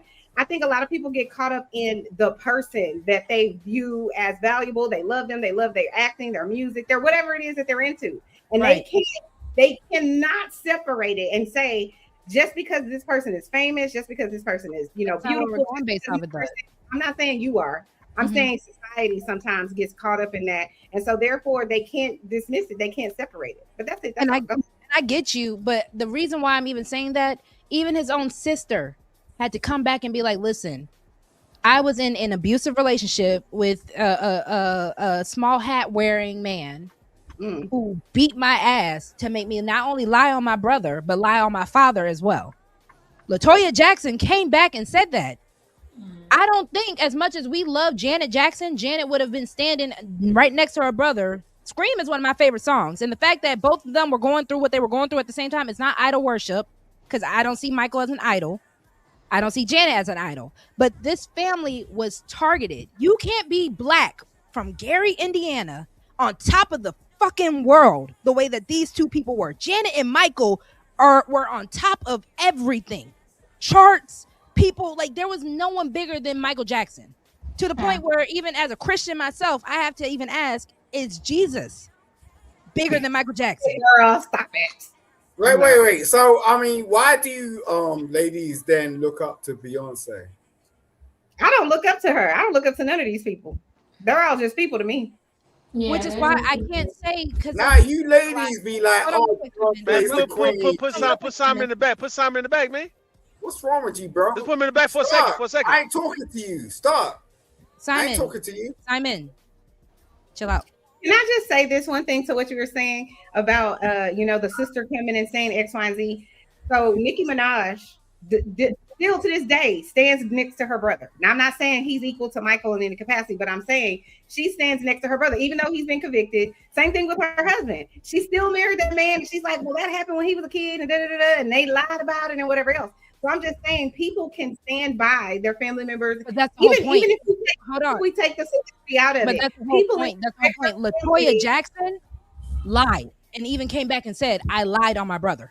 I understand that. That's why I said go watch Unbelievable. Because people will lie, or people will be made and pressured to say something. I'm not saying this, like I said, I wasn't there. So I don't know if this man did it or didn't do it. I'm just telling you what I believe based on the information that I was privy to. But you want to know what actually made me believe it a little bit more, Michelle? Sorry, Michelle's coming back from the back. You want to know what makes me believe it more, Chanel? Is the fact that even with Kanye, when he went on Ellen DeGeneres' show, and we already know Ellen's connection, that's why Ellen is looking like how she's looking right now. So even when Kanye, when he was in his rightful mind, because I do believe that when it comes down to the musically beyond talented, even just for the sake of the argument with R. Kelly, I do believe that they put these people in a situation, Bill Cosby, where either A, they know your temptations so that they can get you to fuck up, or B, they put you just close enough, i.e. with Michael and Palm Beach Paul with the files, they put you just close enough so that those allegations can start running. Correct. Maybe. Correct. So but that's what I'm saying. Even if you take the celebrity out of it, I'm saying the human culture worldwide is that people will do things to people that are children and or women, and people even in their own families will deny it or stay with the man or say they lying or try to shame them into submission and all of these other things. And then if it's a celebrity, they'll be like, oh, well, they just wanted money and this and this. And all I'm saying is, even if you take the money out of it, people that are at the bottom of the bottom are still sexual assault or I'm sorry, doesn't have a socioeconomic background. It doesn't have your race. It doesn't have, necessarily a gender. Predators are predators, and they cover, and they can look a certain way, and especially if they're famous and people love them, people will just be like, well, no, they couldn't have done it. And I'm not saying 100% I know anything, because like I said, I don't know, I wasn't there. I could give you an example of that. Hold on, Simon, Simon, I will put you in the back if let people finish. I will say there's just a lot of information, and as much as I love Michael Jackson, I think he was super talented. I can't love it as much if I didn't have all the information that I have now, meaning about sexual SA, and done all the research and all that. Then I could be a little more like, well, maybe not. But then tell me this, Chanel, what you think it is? That's all. Who gave you the evidence? Because there's not enough evidence against him. Even the people that said that he did it as grown adults said, my parents wanted a check. Right. So I'm saying this: when you look at any type of evidence with regard to, or statistical information with regard to SA, it's very difficult to prove. Because so how do you know those children weren't SA when they were children? How do you know they weren't SA by someone else and they said, okay, I'm gonna do this to you, but I need you to tell it was Michael? I don't know that, but what I do know for a fact is most people that are SA are not lying about it. That's a fact. I don't disagree with you, but I'm asking if the victimizer told them to tell them it was Michael, then what? I'm not disagreeing with you, Roxy. I know I'm not trying to drag you to the light, or to my side. Let me say it like that, because I'm just asking a question. If these people who did it to them, I'm not saying that you're wrong, that these victims weren't victims. I'm asking if they were victims, but it wasn't Michael, and the victimizer told them to say it was Michael, then what? Well, then there's nothing I can do about that. I can just say what I know or what I feel to be true, just based on the information that I've seen out there in terms of like documentary like that. Hello. But I'm saying from a perspective of someone who's worked in child protective services, from perspective of someone who is a victim of SA and have spoken to hundreds of thousands of women who worked in sex crimes. I'm just going to believe them unless there's something to make me say, I don't know if I should believe this person. You know what I'm saying? But with regards to what you're saying, with evidence, with SA, it's very difficult to prove. It usually happens under the cover of dark. Usually it's happening where you can't go and collect evidence, right? So even if let's say something happened and I say, okay, I'm gonna go down to the police station and they're gonna do a R kit on me or whatever the case may be. All that man has to say is it was consensual. But Michael was too in the public. That's the whole point. You said it was done in the dark. There was no dark for this man to go and do stuff. There was no dark.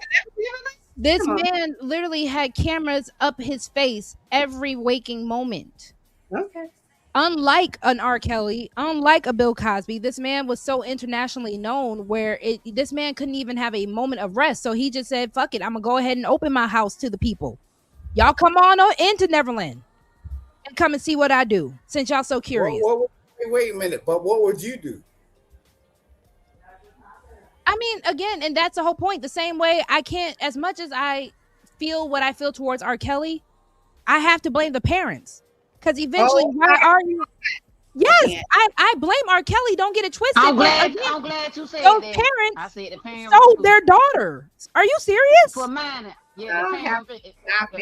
Okay, so Chanel, if you had a daughter, because let's go back to the whole motherhood conversation then. If you had a daughter and R. Kelly is coming to you, I really love your underage daughter. And I want to spend gonna the turn night. that cash down. I'll pay you $10,000 to let your underage daughter come and spend the night with me. And Michael Jackson told you, oh, it's no issue, Chanel. We're just going to have a slumber party. Okay, so let me just say. Go ahead and let your son come over and spend the night with me. I think it's weird that anybody would send their child with another grown person, especially a man. Okay, so let's Period. Yeah, I don't care how much of a celebrity you are. A stranger in general, no. You're not having much interest in I don't think next door, your uncle house, no. Why are you requesting that my child? Hold on, real quick. Boxing scholar. If you are not, because you're telling me that the wine is cooking me, it's not. I'm really not even that tipsy. I need you to understand what context is. I brought up R. Kelly because when Chanel said earlier about how many people got away, because listen, it wasn't my generation that let a nigga piss on a girl, put him in court, and then let him go free. That wasn't my generation. That was your generation. No, it You was let not. that I loose. was a kid when that Yeah, happened. it was. You I put was a them kid when songs. Simon. I have nothing wrong. Okay, Simon. I was a kid when that happened. Nah, he just gonna bust out singing. So at the end of the day, it was not my generation that let R. Kelly go free in the first fucking place. But I will bring up R. Kelly because, again, I'm saying the man was wrong. I even personally tried to ban R. Kelly from my listening list. Mm-hmm. But the issue that I am having is when people don't want to blame the fucking parents of these underage girls who sold their daughters to him. I said this.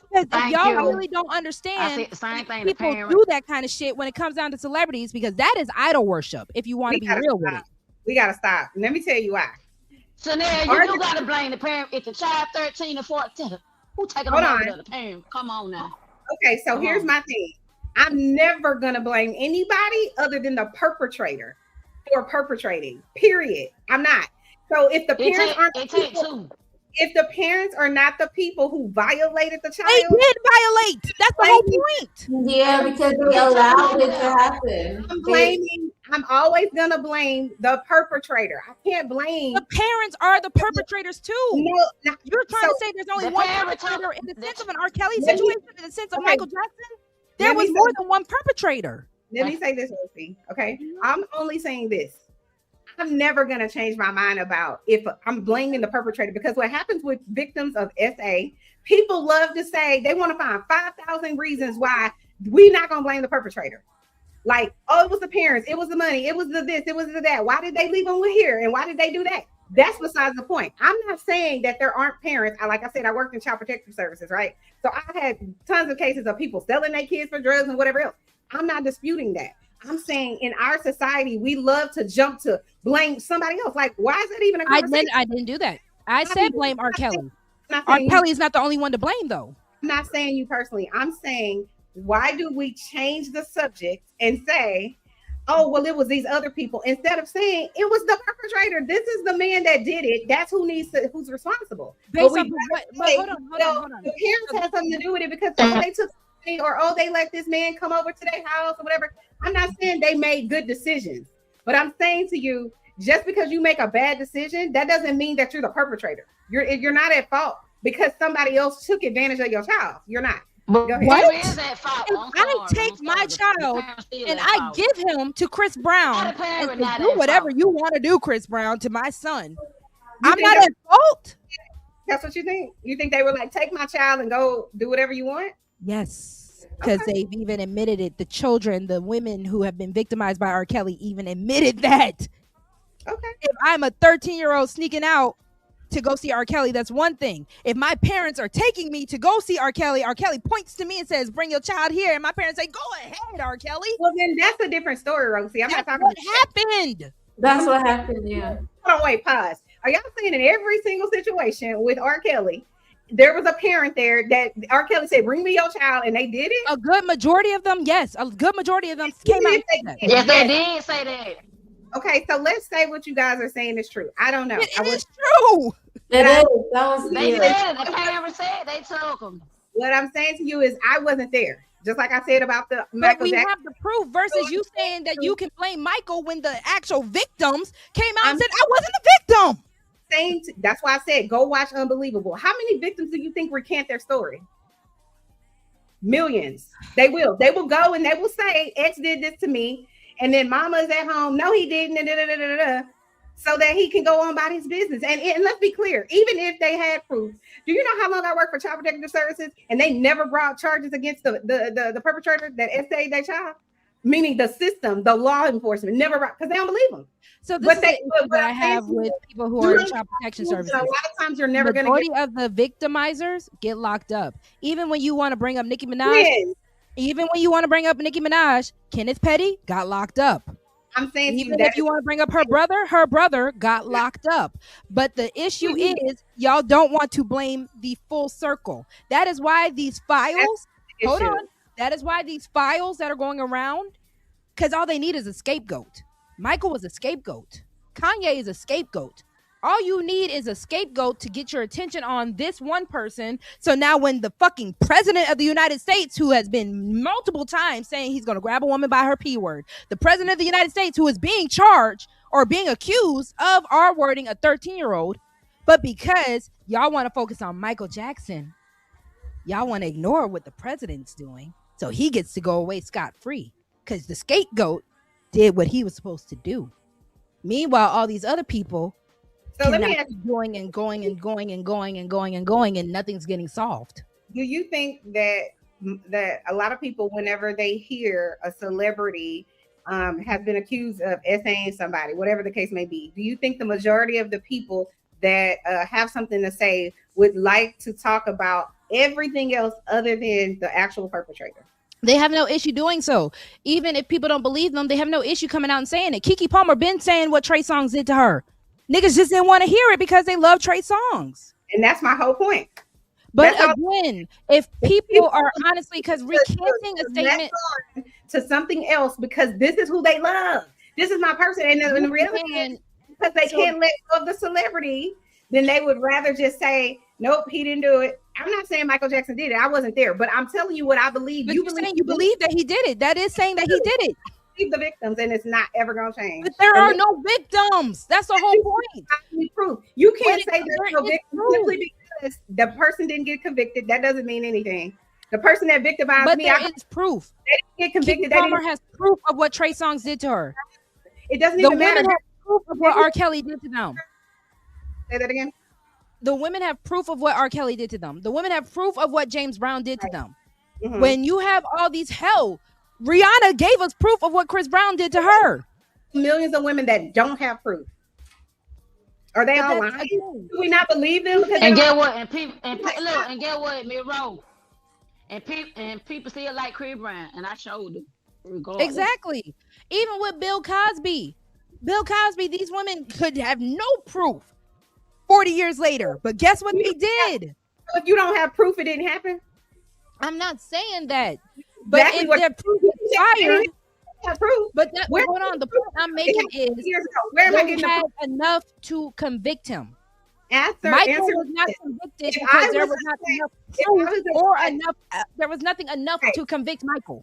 Right. If I was attacked 20 years ago, what proof am I providing?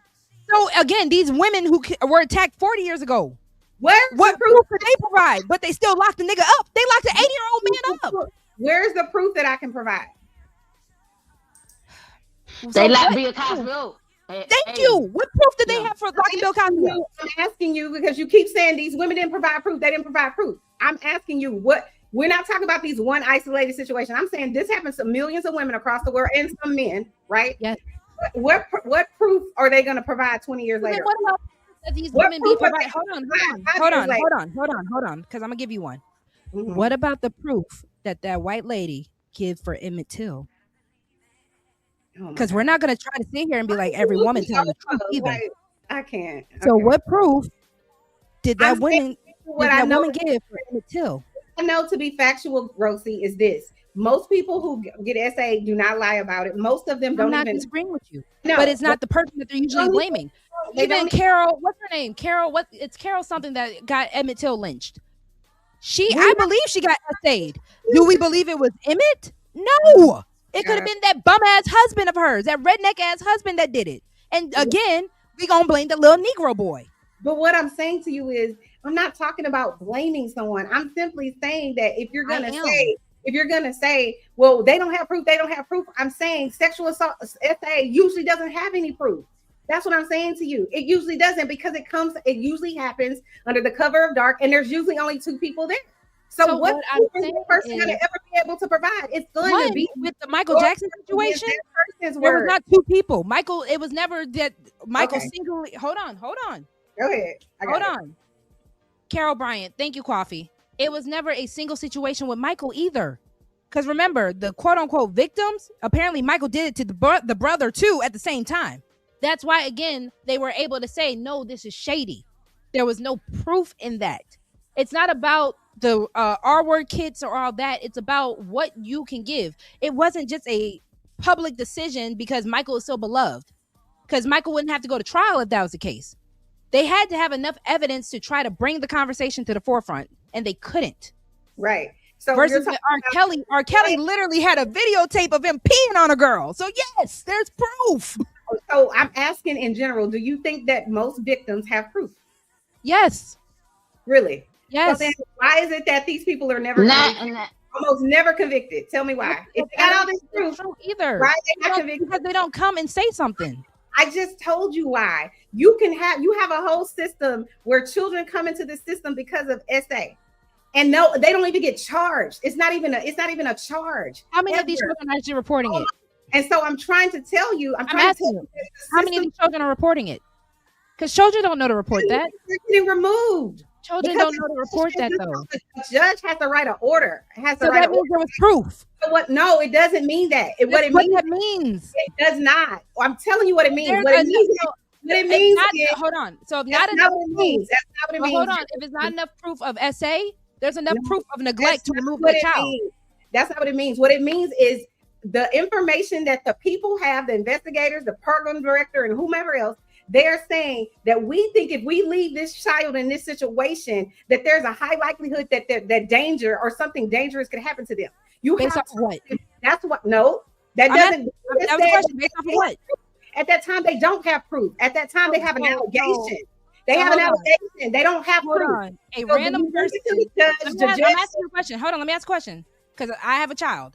So a random person can say Rogue C is abusing her child, and they can just come and take my child without any proof? No, they come and they give something. They do something called an investigation. They ask the child questions. Which leads to what? Which leads to, based on the information we have, it's not proof. Not yet. That's why you have a legal system that says, even though we can charge this person, that doesn't necessarily mean that they're guilty of anything. So you have to gain proof. But a lot of times they don't have enough proof, like what you're saying. So guess what happens? Doesn't matter that the child said 12 years old, this is what happened to me. Where's your proof? Like you said. So the 12-year-old go through life traumatized by what happened to them. And they have other types. So if that child is being hold on. If that child is being neglected, if that child is coming home or coming to school dirty, smelling, if that child is always hungry, if that child is coming with unexplained bruises, that is not proof to SA specifically, but that is proof to that child being in an unsafe environment, which is why the social worker or whoever is doing the investigation will pull that child. So no, I agree with you. If they cannot prove SA specifically, they can still prove some form of abuse or neglect. Such SA, and I'm just telling you, it's very difficult to prove.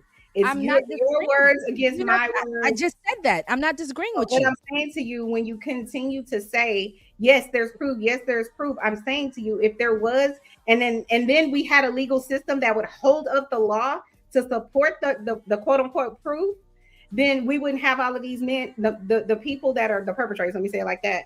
The reason why Bill Cosby, the reason why R. Kelly, the reason why, and again, I'm telling you because Michael was acquitted. The reason why all of these people that are acquitted, and it doesn't matter. That doesn't mean they didn't do something, Rose. That's what I'm saying. Okay. Michael is not in the same boat as these other men because even if, like I said, 40 years later, these women were able to come back with something against Bill Cosby, that means there was enough evidence or proof to get him locked up. What I'm saying is, even if it's not the actual SA itself, there's still some type of connecting. That's why I even said with the children, in the case of when you're saying social workers are pulling these children, there's always a trail. So if the SA can't be proven, I bet you they can prove something else. They can prove abuse. They don't even get charged, love. So this proof part that you're talking about doesn't even matter because they don't even get charged. That's why I said, go watch Unbelievable and then come back and talk to me about it. I'm telling you. Even if you're telling me to go watch a documentary, you do realize that documentaries are coming from a bias, right? It's not a documentary.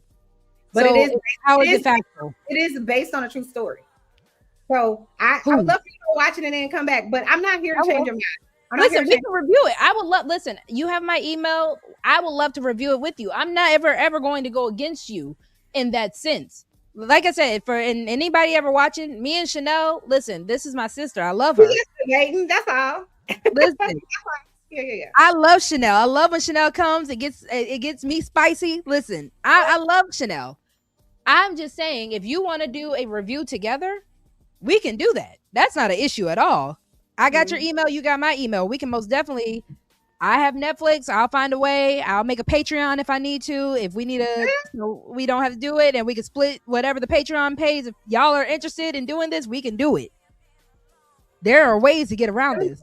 Let me just say this to all the Michael fans out there. Shout out to y'all. Love y'all. Love Michael too. I still love the man that created, you know what I say, an industry standard for music, you know, dance and all kinds of things. I think he's a great performer and all of those things. I just do think he did some things that I'm like, I have to question some of this that you've been done.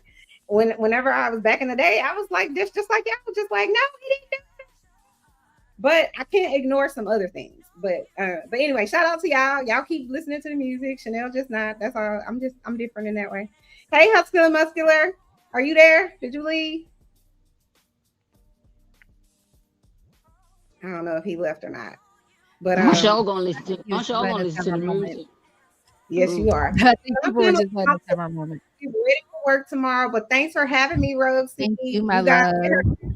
Thank you. Hit the super. Hello. But I'll see y'all guys later. Have a good one. You too, my love. Thank you. Salute, Chanel. Bye.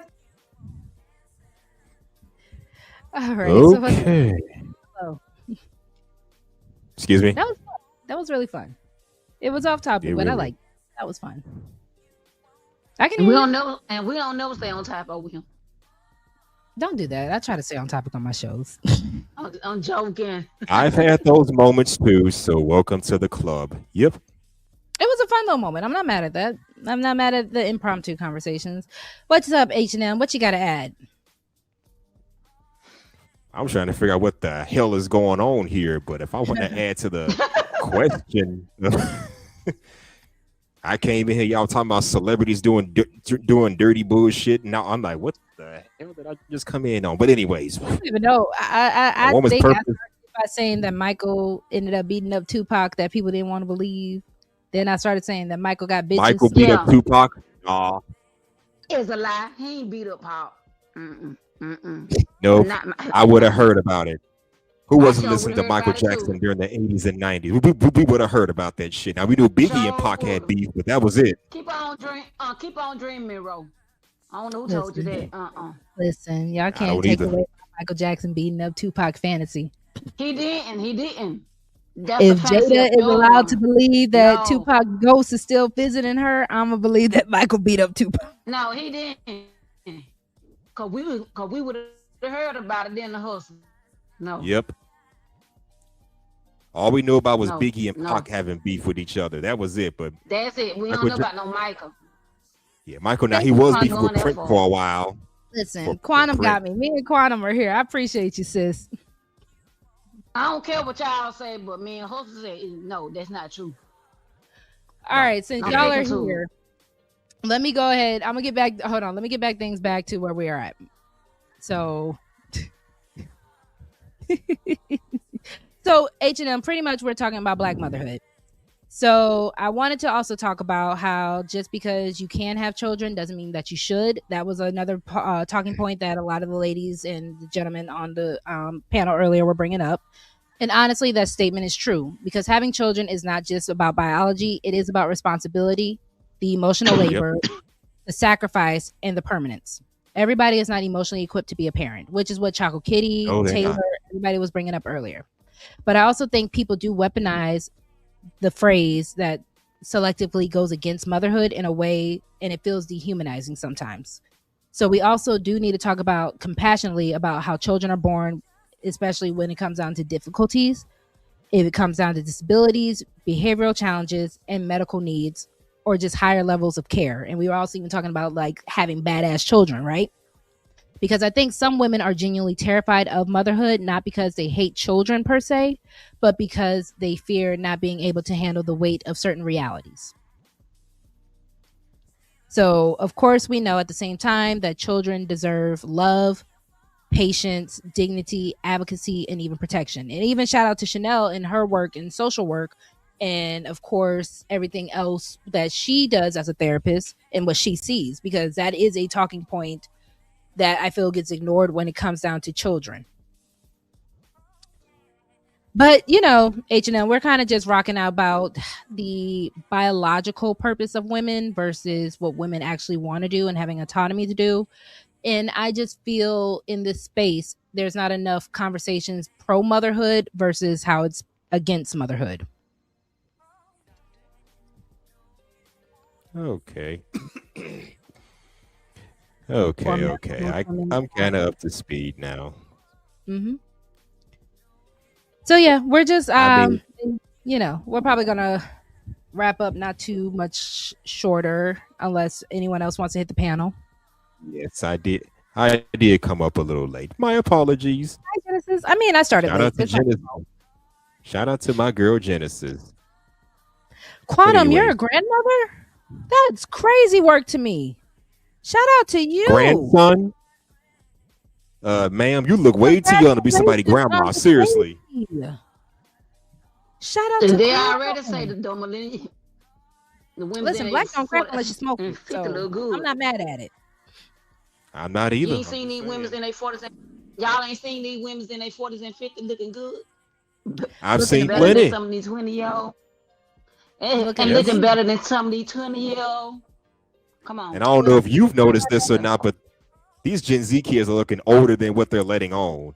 How you 25 when you're looking like 45? Seriously. Like how the 30-year-olds in the 90s were looking. I'm not gonna lie to you. Like how when you were watching Friends or you were watching like Seinfeld, they looked older than what they were supposed to be. Cheers, and all those type of shows looked very old. Now it's a reversal. But then shout out to Living Single, because Living Single was showing the sexy and how black don't crack. Yep. The show is essentially Golden Girls, but with an all-black young cast. I mean, are we mad at that? I'm not mad at that. I'm Bring not. it back. Rest in peace to the Golden Girls, except Betty White. I think she's still living. I don't know. Nope, Betty White passed. We lost Betty. Oh, okay. I think all of them are together now. But that was Rest my in peace show to back in the Golden day. That was my show. Thank you for being a friend. Thank you for being a friend. My mama used to watch that stuff. Traveling down My mama used to watch that show when she was used to watch that show. Fast forward to my early 20s, now she got me looking at the show. I'm like, this is what you was watching when I was a little boy? Okay. I love it. It's a really good show. That was the show back in the day. Yeah. They really were. So I did want to also say, you know, when it comes down to especially mothers, their existence is not less valuable because parenting these type of children with these special needs or just children with needs, period. It doesn't make you less of a parent because you're doing that when they need more sacrifice, right? And I also think that we spend so much time talking about the reasons not to have children that people almost feel embarrassed now to admit reasons that they actually do have them. And I do feel that some women are just simply called to be mothers. It's not a pressure. It's not a trap. They're not being brainwashed. Well, let me say this. I think it depends on how you were raised. If you were raised in an environment where traditionalism was enforced, you saw your mom and dad, they had their ups and downs, but they worked it out. That exposure is going to make you want to, do what they're doing. Be a father or be a mother, get married, start a family. But for the last 30, 40 years, a lot of us black community, we have not been exposed to that. Now we come from single parent households or both mom and dad are working, so we don't get enough exposure to that. So we don't grow up with the desire to try to procreate and start a family. Even if we do, they're kids born out of wedlock.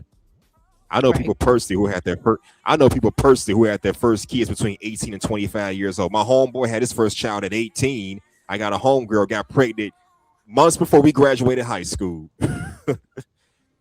So now we're just popping our babies out of wedlock without even considering marriage. And this has been going on for decades. So I think it's a matter of what you're exposed to. Then you have guys like me that just don't give a fuck about marriage. If it happens, it just happens.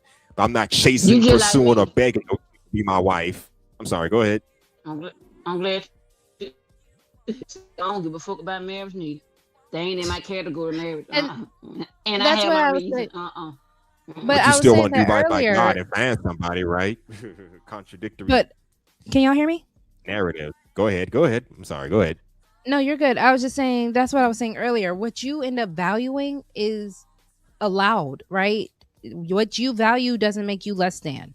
It's just for the people that do value marriage, they're not also less than to you just because if you find career, you find other things more valuable than marriage at the time. It's just a matter of whatever you deem valuable is just what you deem valuable. And I need people to understand that, especially like I said, when it came down to my original topic of motherhood, it's not a bad thing to like being a mother. It's not a bad thing if you are child free and if that is by choice or if it's unfortunate situations. Either way, you're not less valuable, but it's also, I feel like a lot of people are finding themselves having to lessen what they deem valuable just to kind of get in the fit in type of situation. And that's my issue when it comes down to the understanding of value or the understanding of value of motherhood when it comes down to the Black community. I don't think we actually value it enough, respectfully. Why some Black really women don't. think they better just because they married? Explain that. It's Excuse me, I didn't partially hear you. because of, she was saying, why do some people feel like they're... Go ahead. Better than other women just because they're married? I hear that Because a of lot what too. society put on marriage. And even if this is going to sound crazy, right? But even if you're in the worst case scenario of a marriage, if you still have a man that will quote unquote provide for you more than a single woman has, that's the flex. And it's not right. I'm not saying it's right at all. I'm just saying what the argument is.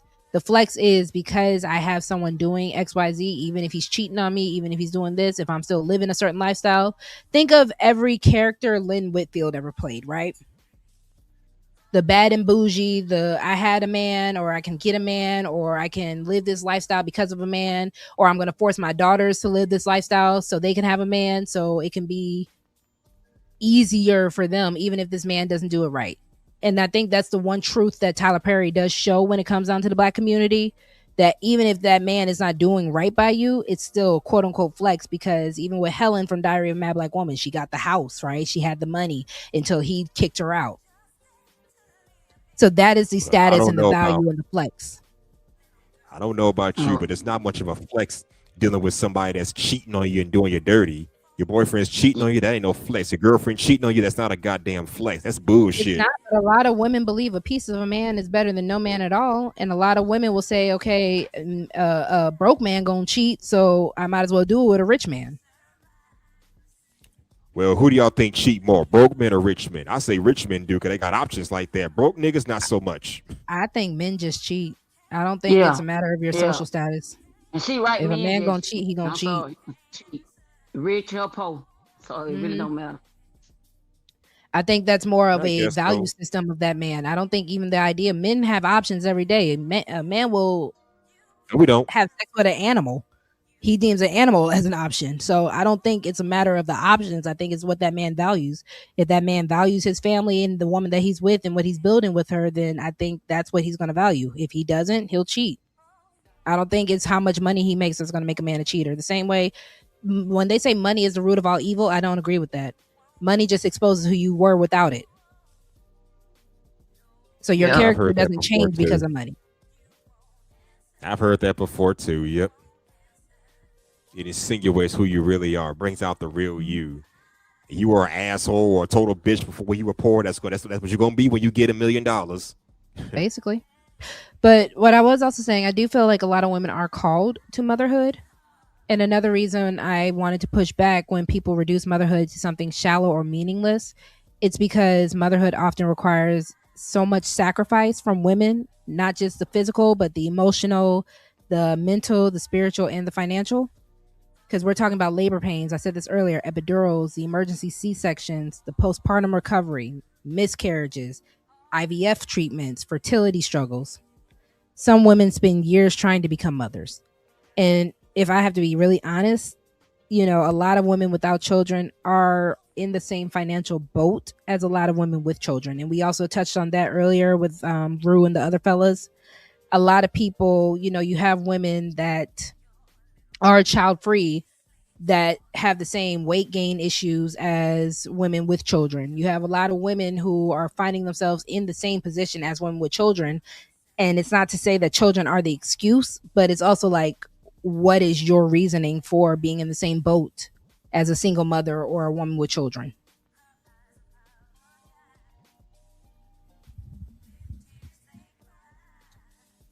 And again, y'all are free to say that. Talking to chat. Shout out to Genesis. Let's see. Some people have shamed me for not staying with the man that was abusing me. I'm sorry about that, Genesis. That's not cool. So I won't be alone and single with my dog. Men just cheat. Broke men cheat. Say it in divorce court every day. The broke man cheats with the even broker woman. Damn. If you're gonna cheat, I'm gonna need you to have a come up.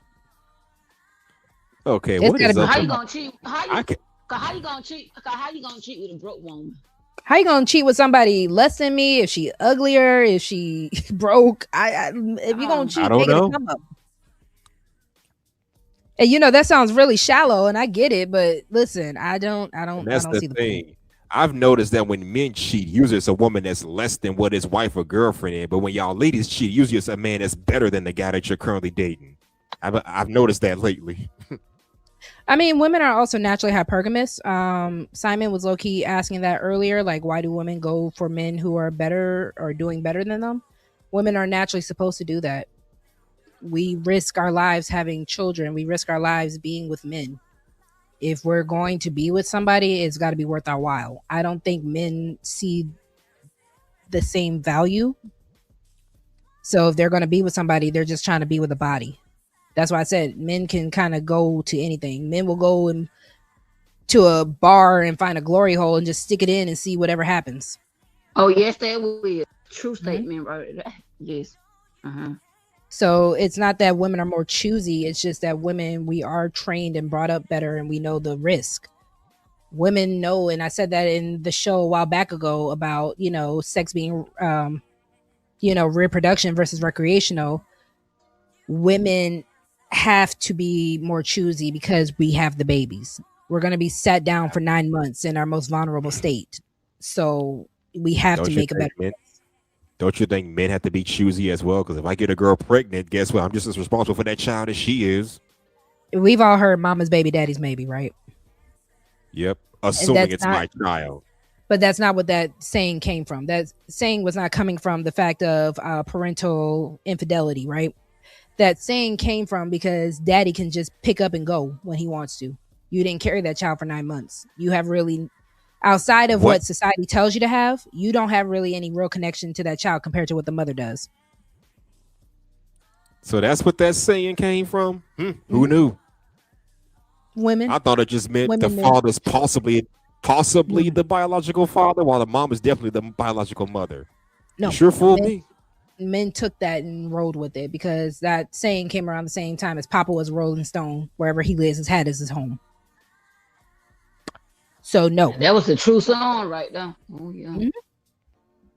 So again, it Rolling Stone. Okay. Do with the fact of the paternity results, it had more to do with the fact that the father could go pick up and be like, "I'm going to go get some milk," and he could go start a whole nother family. And then 20 years later, I came back with milk. How y'all been? Daddy's home. Get the fuck you been? out of here. Where the fuck you been? So no, it's a matter of when women have to put ourselves at this risk, there is a lot more to think about and consider, especially when it comes down to our offspring because of the natural. And I'm not saying this for all women. That's why I know you weren't here until later, H&M, but I did make a difference between women who get pregnant versus mothers. So as a mother, every choice I make has to affect my children going forward. When I was single, Rogue C could wild out, right? But when Rogue C started popping out of babies, I gotta think this through, right? And I'm not saying that should be the mindset of every woman, but it kind of becomes more real life when you realize that it's not just your life being affected anymore. Well, I wish a lot of women would think like that, Rogue C, but say most of them don't. So, I mean, it's more so just at the end of the day, the decisions that we make, it all has to come down to what we value. If we like something, we have to stand on what we like. We have to stand on what we believe in. I don't think when it comes down to everything, you can be wrong about some things, but I don't think people have the right to make you choose what you feel is best for your life. Now, if you really just don't know and people are giving you guidance, that's one thing. But if you really feel like this is something you could stand on, I say stand on it. For me, motherhood was something I stood on, and I don't regret it. But I also didn't make the same decision of putting multiple children in a precarious situation that I could not afford to put them in.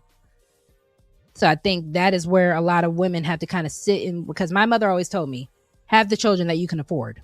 Right now, Roxy can only afford the one. Yep. Shout out to your mom for understanding that. We need more people like you and your moms around here. And I only can afford. I know chicks right now got 3 or 4 kids that can barely take care of their happy asses. So, shout out to your mom for understanding that. Because there's a certain lifestyle struggling. that children need, and when you spread yourself too thin as a man or a woman, you're not going to be able to do that for your children. It's not going to be a good situation. No, it's not. You're up here struggling to make ends meet, and shit, you got kids to take care of. No, that's not cool. That's why I say some people don't need to. There are some who don't need to be parents right away, but then you have those that don't need to be parents, period. I've heard too many stories of people losing their kids to child protective services, because they're abusing the kids and all that. That's why I say some people don't need to be parents. And I don't mean that as a disrespect. I'm just saying some of y'all need to be having kids for whatever reason. Women or men alike don't need to be parents. So Genesis just dropped the real truth, and Genesis, I appreciate you for sharing that with us. That is a really deep part of the conversation, and I don't want to glaze over it at all. So Genesis explained that she is Rh negative, meaning that her body attacks the fetus. So it hits differently when the conversation of motherhood comes up. No matter what they say, they never include us.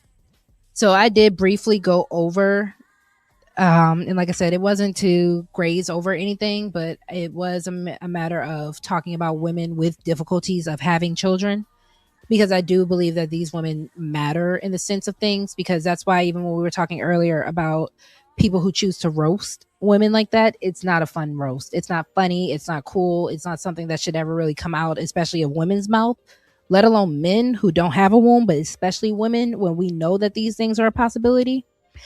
So one, again, Genesis, I thank you for trusting us with that information. But as a matter of the conversation with motherhood, you guys don't deserve to be overlooked, for sure. It is a heavy situation where we are talking about biology, and then unfortunately there are things that happen, that things we're born with, defects that happen, things that come about later in life that kind of take that choice away from women, because I am very anti taking a choice away. So for the women who don't get to choose things, you all definitely get my sympathy, and my heart goes towards you all, because I know life's not fair, and I'm never going to try to make someone a victim, especially if you are saying that you're stronger than what your circumstances are. But again, I just want to let it be known that my heart goes out to you. And again, that never makes you less than a woman. None of this makes a woman less than a mother, but especially in these situations where that choice is taken away from women, you are definitely not less than a woman in any capacity. Absolutely. And this is something I talked about on a previous stream. Have y'all noticed a lot of these men will say, oh, I don't want to be a stepdaddy. I don't want to deal with no baby mama or whatever. But then when they get around a chick that has no kids, they want to think, what's wrong with you? Why you ain't got no kids? Is your fetus broken? Your womb broken? Make up your goddamn mind and find a middle ground. That's all I can say. Like, my middle ground is simple. Go ahead. I do hit on the regular.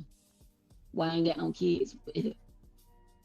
Yeah. My middle ground is simple. If you're a single parent with one child, that's my limit. 2 or more, that's where I draw the line. That's my middle ground. Especially if you're older. I'm not going to be like something wrong with you, because I prefer you don't have kids. I prefer you don't have kids, but if you have a child, 1 is my limit. So I mean, I want more children, but I also understand that if situations just don't allow it, it doesn't allow it. Maybe in the next lifetime. But I think as far as these men don't know. So they don't know what they want. I'm gonna be honest with you. The only time I think a man actually knows what he wants is a matter of when he's actually willing to go and get it and what he's willing to do for it. I think a lot of times men just be saying shit. Because I've never seen a man that actually wants to go and get a job have issue going to get a job. I've never seen a man who wants to start a family have issues starting a family. I don't see men who want to get married having issues getting married. I think a lot of men just talk a lot of bullshit until it actually comes down to a situation that they really want. And a lot of those times, I don't even really think y'all want it. I think you just don't want another man to have it. Some of them, yes, but not all of them, yeah. I mean, even like I said, with a job, a car, you see men will rob, steal, and kill from each other. I don't think a lot of men really know what they want until they just know another man wants it. And then that's when they go ahead and try to get it. Because then when they get it, I've sometimes seen men do right by it, but then on the other times they don't. I really don't think men know what they want. They just want something that other men get or other men want, and then they go balls to the wall crazy about it. They do. I'm not going to put a gender on. I think people just don't know what they want. Women and men alike don't know what the hell they be wanting. Yes and no. Women know they want provision. Women know they want protection. Women know that they want stability. That's baseline. That's baseline stuff. You know, I'm talking about outside of the baseline stuff. I think women and men struggle with that. Just saying. But like what do men want outside the baseline that they can't have? A lot of the things that women want in the baseline, they can't have because men aren't willing to give it. So a lot of women are either trying to get it themselves or they're just accepting the fact that they can't get it. Versus the men, I don't know what's really stopping men from getting everything that they want or anything that they want. And I get you, Coffee. It's just a matter of, again, what's really stopping y'all.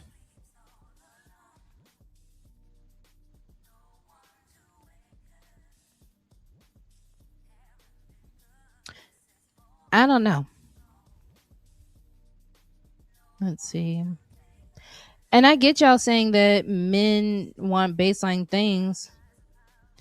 And I get it. If a man feels like a woman doesn't deserve it, I mean, maybe you're just not the man to give it to her, or y'all just, I don't know. If you don't want to give it to a woman, you also can't be mad if another man sees it as she is deserving of it. But it's just a matter of whatever a person, I'm going to keep saying this because it comes down to the same thing. Whatever a person values, they're going to get it. Whatever a person values, they're going to value it, they're going to get it, and they're going to show it value. And then until they stop showing it value, they lose it. That's just how the nature of law nature works. I said that earlier. Energy is never created nor is it destroyed. It's just everything is to be. That's why there's really no absence of things. Everything is in abundance. So what one won't do, another will. And that goes for both men and women. So that's why I don't have an issue with people. If you're not compatible, you don't have to force something. There's enough out here for you to get what you want, even when people try to scare tactic you into it. Even for the people who really want to become mothers and fathers and they can't because of some reason. They kept bringing it up in the chat earlier. Foster care and adoption. And I know these agencies don't make it easy, but there are ways to really get what you want in this life. You just have to value it. And then once you do, it's easy to get it. But I have to work early in the morning. I'm sure everyone else does. H&M and Michelle, what you got for me as far as final thoughts?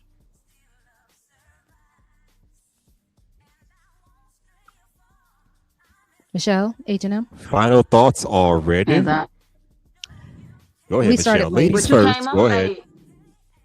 But you came on late, H&M, so. And I mean, we've been here for three, almost 40 minutes, 3 hours and 40 minutes. Your girl's tired. Ladies first, because I'm such a gentleman like that, okay? Oh, I actually, like you can go ahead, H&M, because I like to have the ladies finish, have the last word. So go ahead, H&M. Okay, I'll make an exception this one time. But anyways, it's my bad for being late. I've been busy doing other things, but great show as always. I'm glad to see you're coming up. And you need help growing your platform, I'm always here to help you. Thank you. We're gonna go together. You and me are gonna grow. Thank you. I appreciate that. Take care, y'all. Good night and deuce.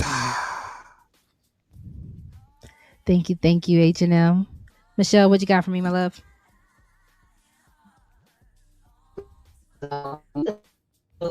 Well, to support. Always. I And appreciate I you for always think coming through. uh, and when I do get situated, I say this all the time. I got you, boo. Thank you. I appreciate you as always. I hope you have a lovely evening. We I'm about got to we I'm about to wrap it up. we have to support our sisters. Just wanted to let it be known. Thank you. So pretty much, I just also wanted to let it be known, with the sacrifice I was saying of mothers and women who didn't have the luxury of collapsing forever, they cried in the corner and got back to work. That deserves respect. Not because motherhood makes women superior, but because endurance deserves acknowledgement too. And honestly, sometimes these conversations become so centered around adult identity politics that we forget that the children themselves, the children deserve emotionally stable homes, love, patience, safety, guidance, intentional parenting. Children are not accessories, proof of womanhood, relationship glue, trauma fixes, or a retirement plan. They are also human beings, and they deserve parents who genuinely want them. And I think the real tension online is this: women want freedom without feeling disconnected from femininity. Women want purpose without disappearing inside a sacrifice. Women want motherhood without martyrdom. And society keeps trying to force women to choose between being desirable, being successful, or being maternal, instead of allowing women to be all three. I don't believe women only exist to become women. I don't believe women only exist to become mothers. But I also do think that motherhood should not be treated like a failure, a weakness, or a wasted potential either. And maybe the real issue isn't motherhood itself. Maybe women no longer trust the world enough to feel safe building families inside of it. But I will see you guys in the next stream. This has been Lover Girl Confessions. Thank you so much, everybody. Again, if you haven't already, please make sure to hit the like. Make sure to leave a comment if you're watching the replay.